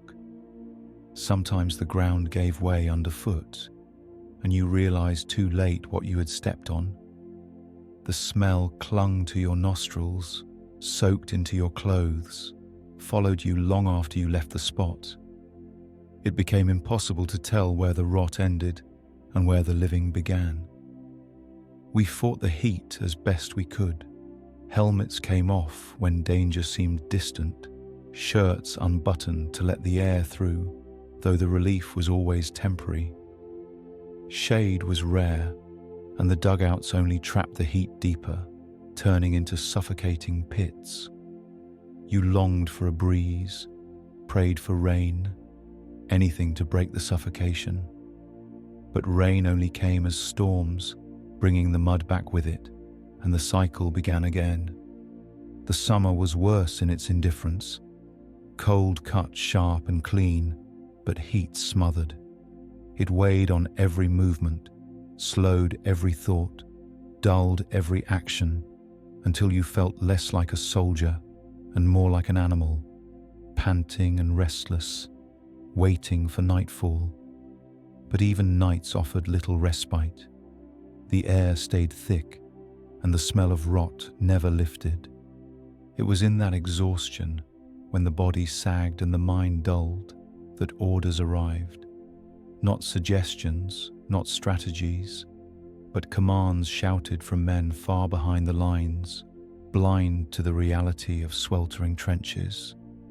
And those commands demanded more than the heat ever could. The heat and the stench drained us, but what truly broke spirits were the commands that ignored reality. Orders didn't come from the mud, from the rot, or from the swarms of flies that tormented us. They came from clean tents miles behind the front, from men who studied maps and wrote plans without ever smelling the decay that filled our lungs. Their words carried weight on paper, stamped with authority, but by the time they reached us, they felt like madness. We were told to charge across fields tangled with wire, though the last attempt had left hundreds stranded and torn apart. We were ordered to hold positions that no sane man would occupy, stretches of trench crumbling under shell fire, places where rats outnumbered soldiers. We were commanded to dig new lines in full daylight, under enemy eyes, as though shovels could keep pace with bullets. Every decision felt detached, as if the commanders had forgotten we were flesh and blood, not markers on a map. The worst was the repetition. Time and again, attacks were ordered against the same patch of ground, assaults that gained a few yards only to lose them again within hours. Men died, were replaced, and died again, all for a strip of mud that had no meaning beyond the paper lines drawn in headquarters. We joked bitterly that the generals were trying to wear down the earth itself, as though victory lay not in defeating the enemy, but in exhausting the soil beneath our feet. The distance between the planners and the fighters grew wider with every foolish order. In the trenches, we learned quickly that survival meant adapting, improvising, reading the land and the sky. The commanders didn't see that. They sent messages demanding rigid schedules, precise assaults, exact timetables, as though war obeyed the ticking of a clock. And when those timetables failed, the blame fell not on the plans but on the men, accused of lacking courage or will. Courage was not the issue. It was sense that was missing. The frustration gnawed at morale. Men muttered under their breath, cursed the faceless voices that dictated their fate.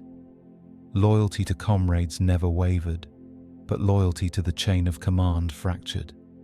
You would obey, because disobedience meant punishment or worse.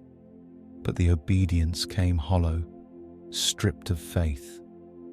Orders became another enemy, as feared and hated as the shells raining down.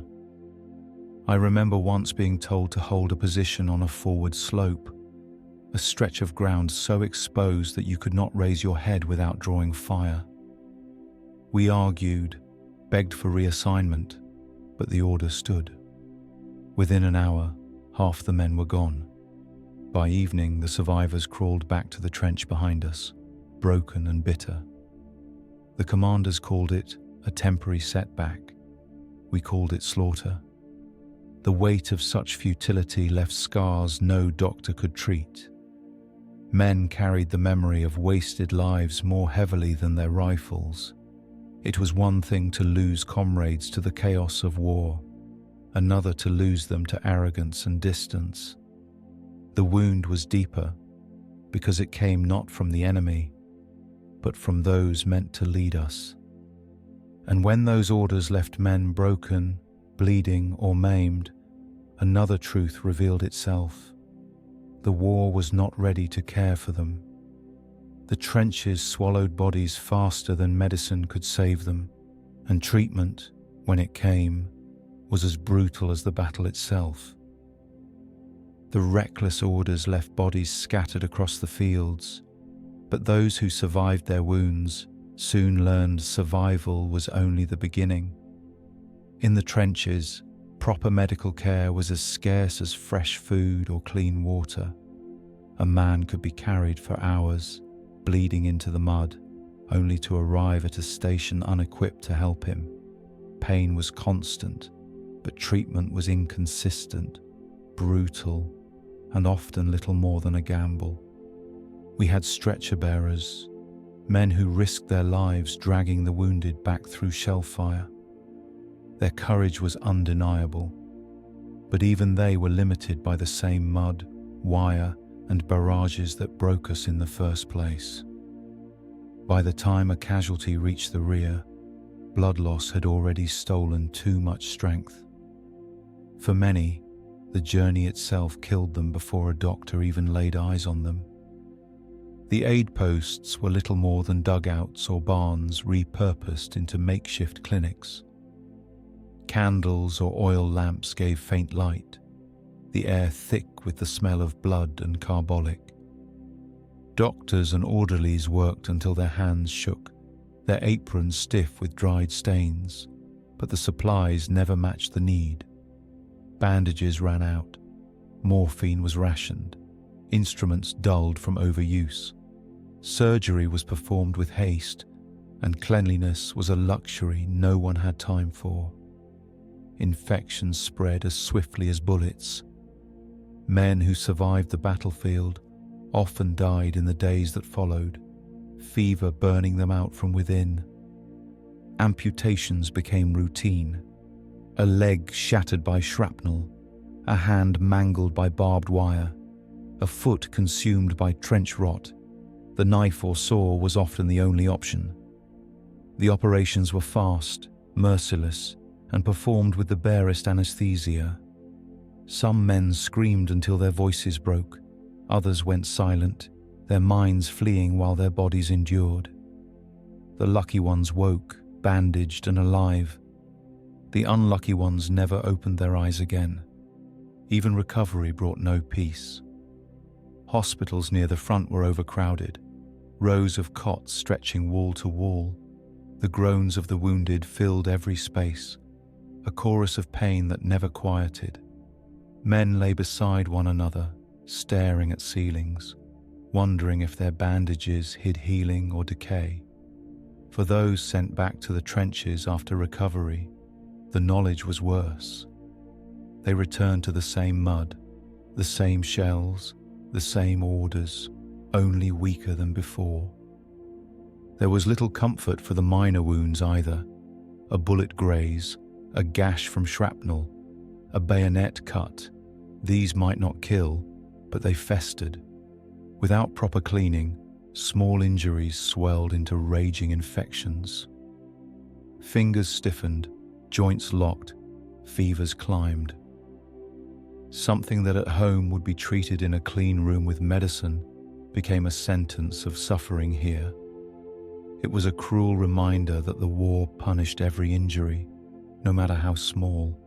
And so the men whispered that to be wounded was not salvation. Some thought a blighty wound, one serious enough to send you home, was a blessing. But the truth was, even that was uncertain. For every man who escaped, another lingered in misery, caught between survival and death, left in the hands of medicine that could do little more than delay the inevitable. The lack of proper care did more than kill bodies. It eroded trust. We began to see our gear not as tools of war, but as weights dragging us down, heavy burdens we were forced to carry even as our bodies weakened.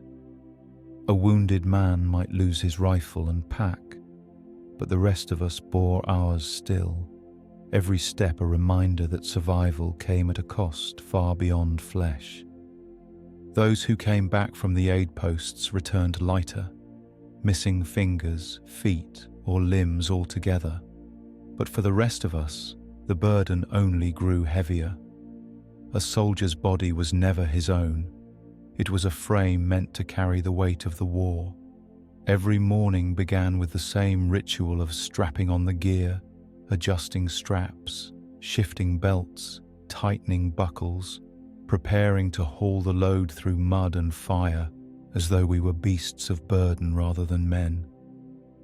The rifle came first, slung across the shoulder or clutched in hand, its wooden stock worn smooth from constant grip.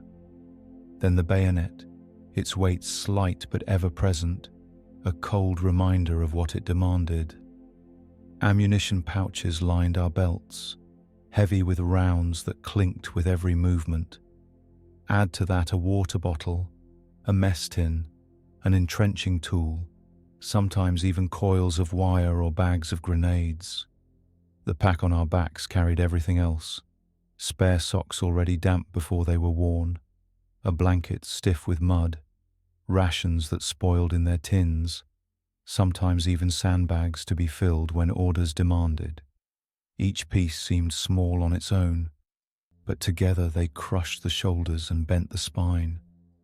The total weight could rival half a man's body. Marching with it was punishment. Walking across duckboards, your boots slipped and caught, every ounce pulling you down.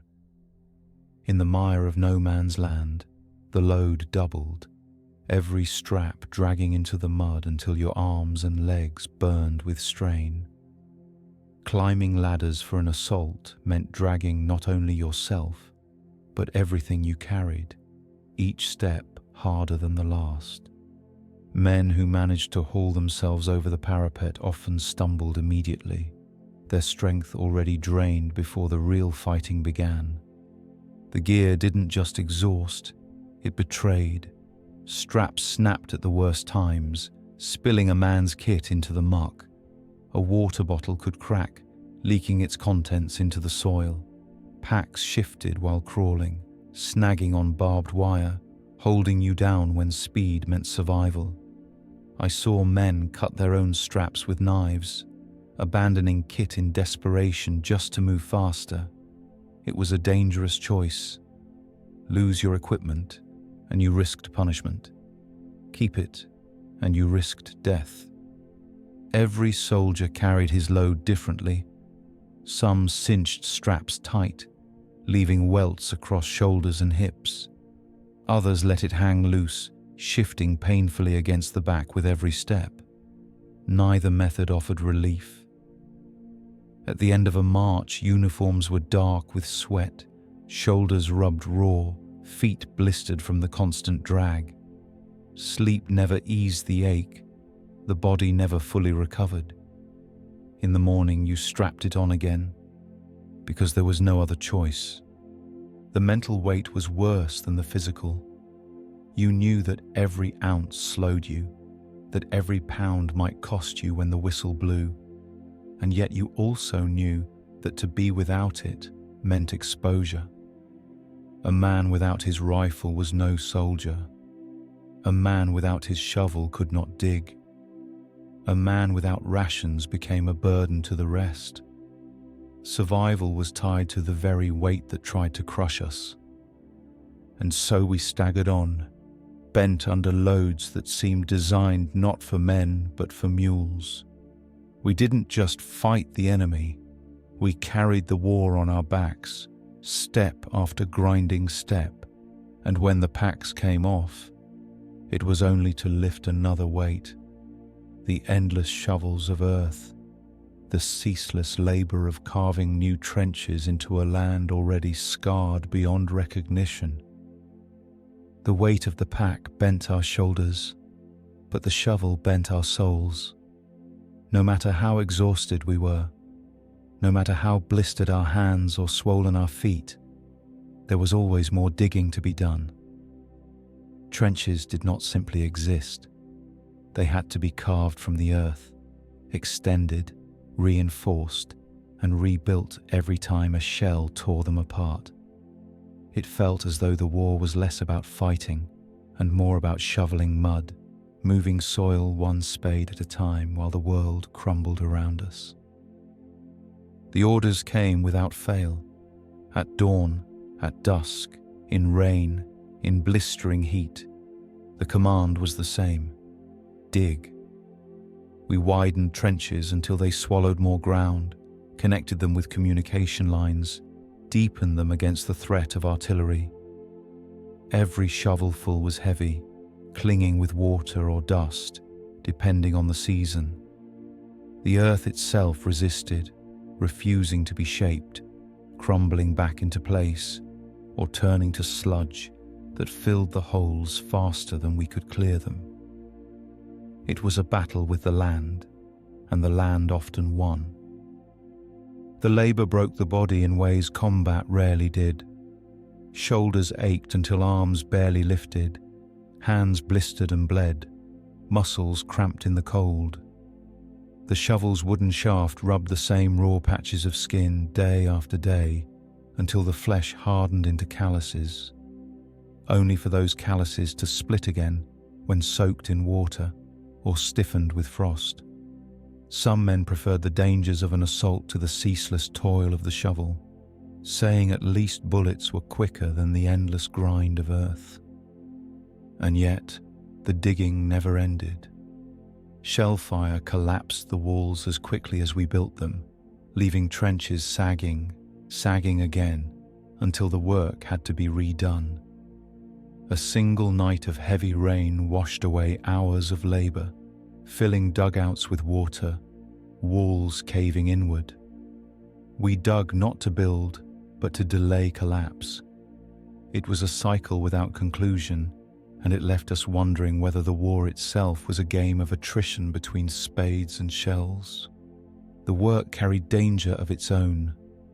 Men bent over their shovels were exposed targets, their helmets bobbing above the parapet, easy marks for snipers. Others were buried alive when a wall collapsed, the earth smothering them before help arrived.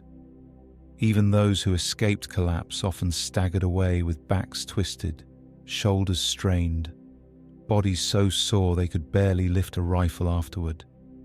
Digging was not just work, it was another battlefield, one where the enemy was the weight of the soil itself. The monotony of the task drained the spirit as much as the body.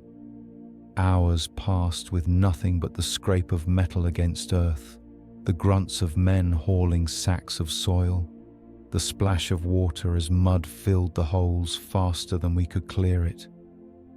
Conversation died out, jokes faded, silence fell, broken only by the steady rhythm of labor.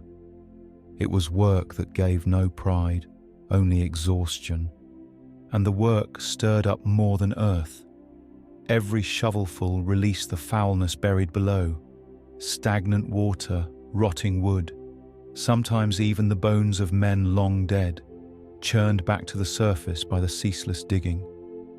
The smell clung to us, the filth stained our skin, and with it came the living pests that thrived in such conditions. For where the earth was turned and the waste exposed, the flies and fleas came in swarms, settling on wounds, food, and flesh without mercy.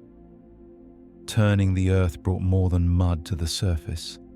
Every shovelful seemed to release another plague, and soon the trenches swarmed with life of the worst kind. Flies gathered in clouds so thick they darkened the air, crawling into eyes and mouths, coating food before it reached your lips. Their buzzing never stopped. It was a constant drone, a reminder that decay was everywhere, that the bodies buried shallow, and the waste we lived beside had become a breeding ground. Swatting them was pointless. Kill one, and a dozen more landed in its place. The fleas were worse. They lived in our blankets, in the seams of our uniforms, waiting until night to feast. You would scratch until the skin bled, wake to see your legs dotted with red welts, and know the cycle would repeat again the next night. Some men tore their own shirts apart, desperate to rid themselves of the pests, only to find them back within hours. There was no defense. The infestation was complete, as much a part of trench life as the duckboards beneath our boots. Lice we had come to expect, but the sheer volume of vermin in summer went beyond endurance. Fleas spread fevers, men grew pale and weak, and the buzzing of flies made it impossible to eat without gagging. I remember tipping a tin of bully beef only to find the surface writhing with tiny black bodies. We still ate it, pinching our noses, chewing fast because hunger didn't leave room for disgust. The war made beasts of us, swallowing food alive with the vermin still on it. The dugouts offered no escape. If anything, they made it worse. The air was warm and stale, perfect for breeding. Flies clustered in corners, crawling across sleeping faces. Fleas bit through socks and trousers, leaving men scratching in their sleep until they woke in a frenzy. You could hear the sound of nails scraping skin in the dark, dozens of men clawing at themselves as though trying to peel their bodies open to be free. The trenches weren't just filthy, they were alive, seething with pests that claimed us as surely as any bullet. The presence of vermin did more than disgust. It broke morale. A man could endure shellfire with gritted teeth, could face charges with courage born of desperation. But to be eaten alive slowly by insects, to know you could never be clean, never free of crawling skin, that eroded the mind. Some soldiers swore they felt the creatures moving, even when none were there, their skin alive with phantom itches. Others gave up the fight altogether, sitting in silence as flies landed across their faces, too weary to swat them away. Disease spread quickly. Fleas carried trench fever, leaving men bedridden with high temperatures, pounding headaches and aching bones. The sickness might not kill, but it drained every ounce of strength, making even lifting a rifle impossible. Flies carried filth from corpses to food, infecting wounds, rotting flesh faster than it could heal. Medics fought the infections with what little they had, but against the swarms they were powerless. The insects were everywhere, invisible armies that no rifle could fight. And this torment never ended. It wasn't an occasional misery, but a constant one, blended into the endless rhythm of trench life. Morning, noon, night, the buzzing, the biting, the scratching followed us. You could not escape it, not for a moment. It was one more weight on the mind, one more reminder that the war stripped men not just of comfort, but of dignity itself. The vermin taught us that even stillness was not safety. Even in moments when the guns fell silent and the sky cleared, the misery remained, crawling over our skin, eating away at our sanity. It was in that silence, in the long hours of scratching and swatting, that hopelessness crept deepest. The crushing monotony that whispered this war would never end. The swarms never left us, but in time even their torment faded into routine. That was the cruelest part of the trenches, how every misery became ordinary, how the brain learned to stop reacting. The lice, the rats, the mud, the stench, they weren't exceptions, they were life. And in that life, nothing seemed to change. Each day blurred into the next until time itself lost meaning. The monotony ground men down more thoroughly than bullets. Morning and evening parades came with mechanical precision. Tea brewed in dented tins. Rifles were checked and rechecked. Boots were scraped against duckboards that would be caked again within the hour. Letters were written when they came, with the same stiff words, folded and sent into the void. Between bombardments, silence stretched so long it felt like punishment, and in that silence, we had nothing but ourselves. Men stared into space for hours, their faces slack, their eyes dull. It wasn't fatigue, it was emptiness. Small diversions barely scratched the surface. Dice rattled in helmets, cards wore thin from constant shuffling, songs were sung half-heartedly and then abandoned. Even conversations fell into patterns, the same stories told again and again until they lost all meaning. Someone would speak of home, another of food, another of plans for when this is all over. But the words floated without weight, repeated so often they became background noise, like the buzz of flies or the drip of water from a leaky sandbag. The hopelessness crept in with the monotony. It whispered that nothing we did mattered, that the war stretched on forever without purpose or end. Attacks gained yards only to lose them. Trenches were dug, collapsed, and dug again. Men died, and more arrived to fill the same spaces. Nothing changed. That endless repetition broke something inside us. It was one thing to suffer for a goal. It was another to suffer without reason. To live each day knowing tomorrow would look exactly the same.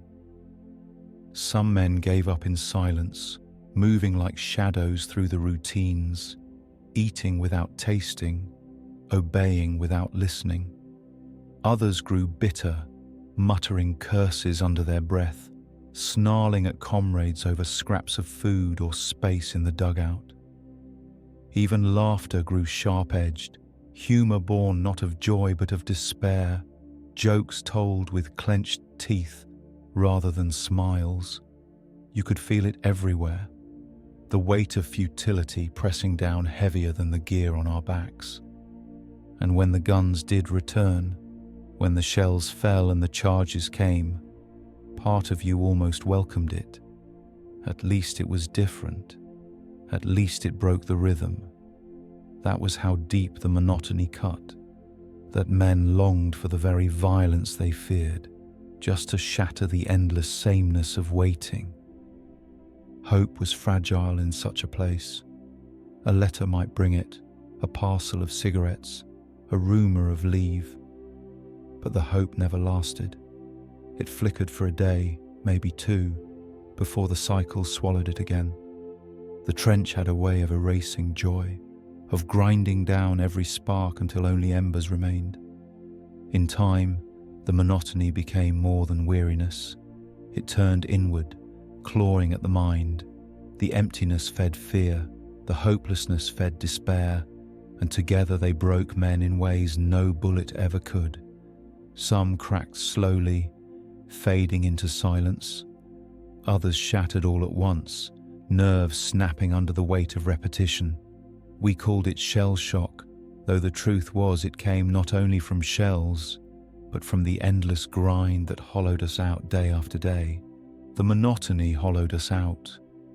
But when it mixed with the thunder of the guns, it carved deeper wounds than any shrapnel could. They called it shell shock, though the name never captured its weight. It wasn't just the blast of artillery that broke men. It was the strain of waiting for it, the endless hours of fear, the hopeless cycles of mud and misery, until something inside simply snapped. I saw it in men who had once been steady. Strong voices fell silent. Hands that had gripped rifles without shaking now trembled at the sound of a distant bang. Some stared off into nothing, eyes glazed, as though their minds had fled even while their bodies remained in the trench. Others jumped at shadows, flinched at the crack of a rifle, clawed at the earth when shells landed even far away. The war didn't just kill bodies, it fractured minds, leaving men alive but changed beyond recognition. The symptoms took many forms. Some muttered to themselves, words lost in a loop only they could hear. Others broke down in sobs, shoulders shaking as comrades tried awkwardly to comfort them. A few simply collapsed, their legs refusing to carry them, their bodies limp even though no wound marked them. Sleep offered no peace. Nightmares dragged them back into the fire, and they woke screaming, sweat soaking their uniforms, eyes wild with terror. We whispered about them, sometimes in pity, sometimes in fear, for every man knew the same fate could come to him. What haunted me most were the sudden breaks. A soldier would laugh with us at dawn, share a tin of rations, even tell a story of home. By evening, he was gone inside himself, rocking in silence, refusing to speak. The change was swift, brutal, and final. No one could predict it. That uncertainty weighed heavier than bullets, because you realized it wasn't just death you had to fear. It was losing your mind while your body still endured. Commanders rarely understood. Some saw it as weakness, as cowardice. Men who collapsed under strain were sometimes punished, accused of shirking duty. But we who lived beside them knew the truth. No man chose to break.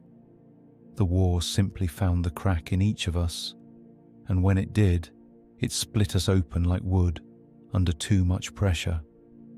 Courage delayed it, but nothing prevented it. The trenches offered no cure.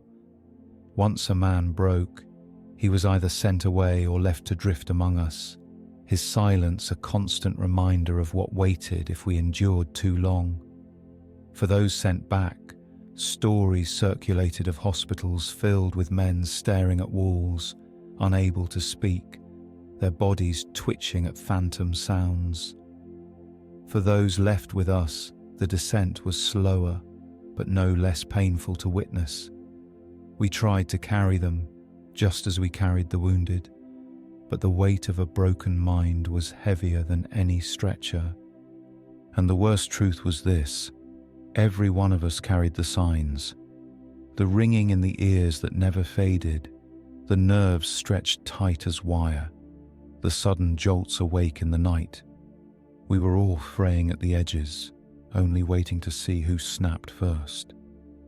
It was then that the deepest despair set in, because when the mind faltered, the hope of an ending felt more distant than ever, and as the war dragged on, with no clear finish, that question grew sharper. What if there was no end at all? By the time nerves frayed and minds broke, another truth settled deeper than fear. The war itself seemed endless. The calendars blurred, seasons rolled one into the next, and still we stood in the same mud, stared across the same wire, listened to the same guns. Victories were measured in yards, not miles, and even those were soon lost again. Men arrived fresh-faced and hopeful, only to grow hollow in weeks, and still the line barely moved.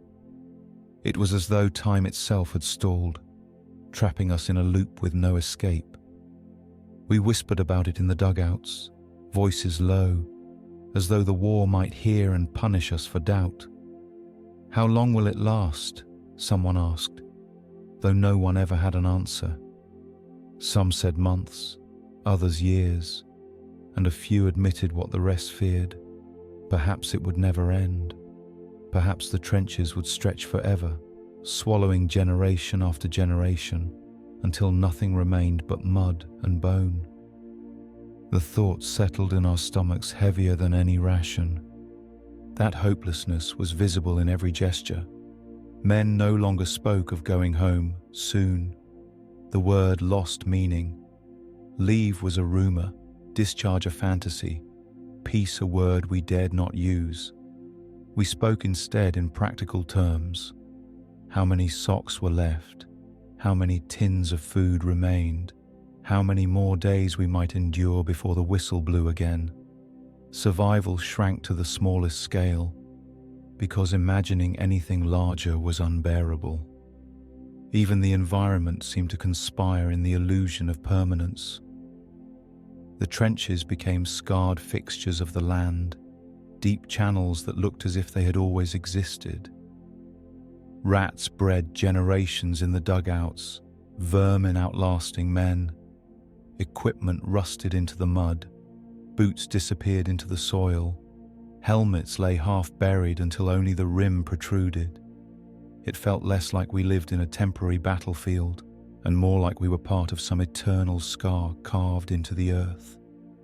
The enemy across the wire likely felt the same.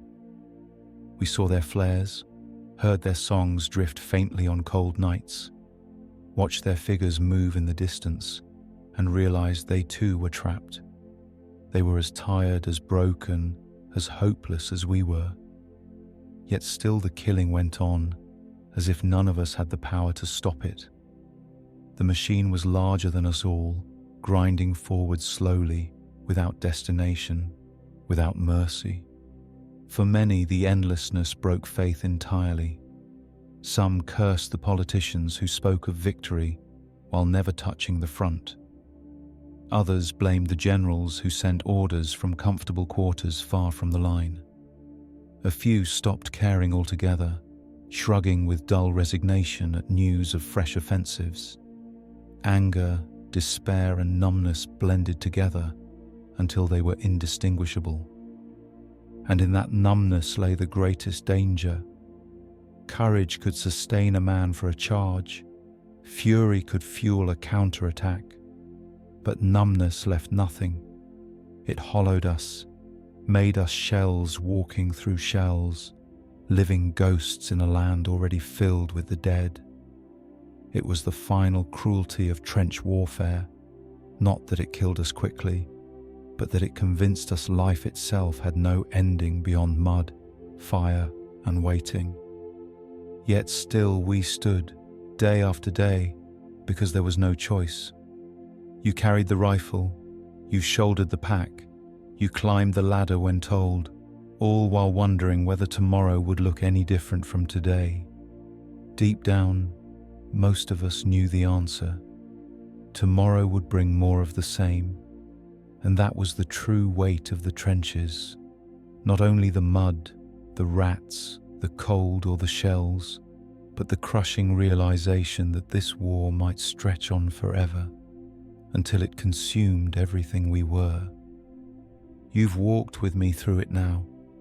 Some of the reasons why trench warfare was the worst place a man could ever endure.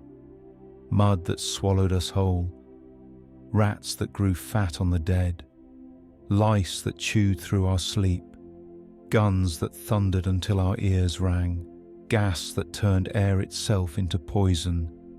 We carried burdens on our backs, dug graves with our own shovels, watched friends vanish beside us, and felt our minds unravel under the endless weight of it all. This was not the war painted on recruitment posters or told in speeches back home. It was not about glory or honor or even victory. It was survival in its rawest form, hour by hour, day by day, clawing through filth and fear just to see another sunrise that looked exactly like the last. The trenches didn't just kill men, they erased them, grinding body and spirit until nothing remained but ghosts waiting their turn. And yet, through it all, we endured, not out of choice, not out of courage alone, but because the world had trapped us there. The trenches held us in their grip, and we clung to one another in the dark, hoping that someday, somehow, the guns would fall silent for good. Perhaps that is the final cruelty and the final truth, that even when the mud dried, even when the rats scattered, even when the armistice came, the trenches never truly ended. They lived on in the men who survived, etched into memory, carried in silence for the rest of our days. So tonight, as you close your eyes, remember this journey, not for the horror alone, but for the voices that endured it. The war might have tried to bury them, but their story remains, and now, so do you.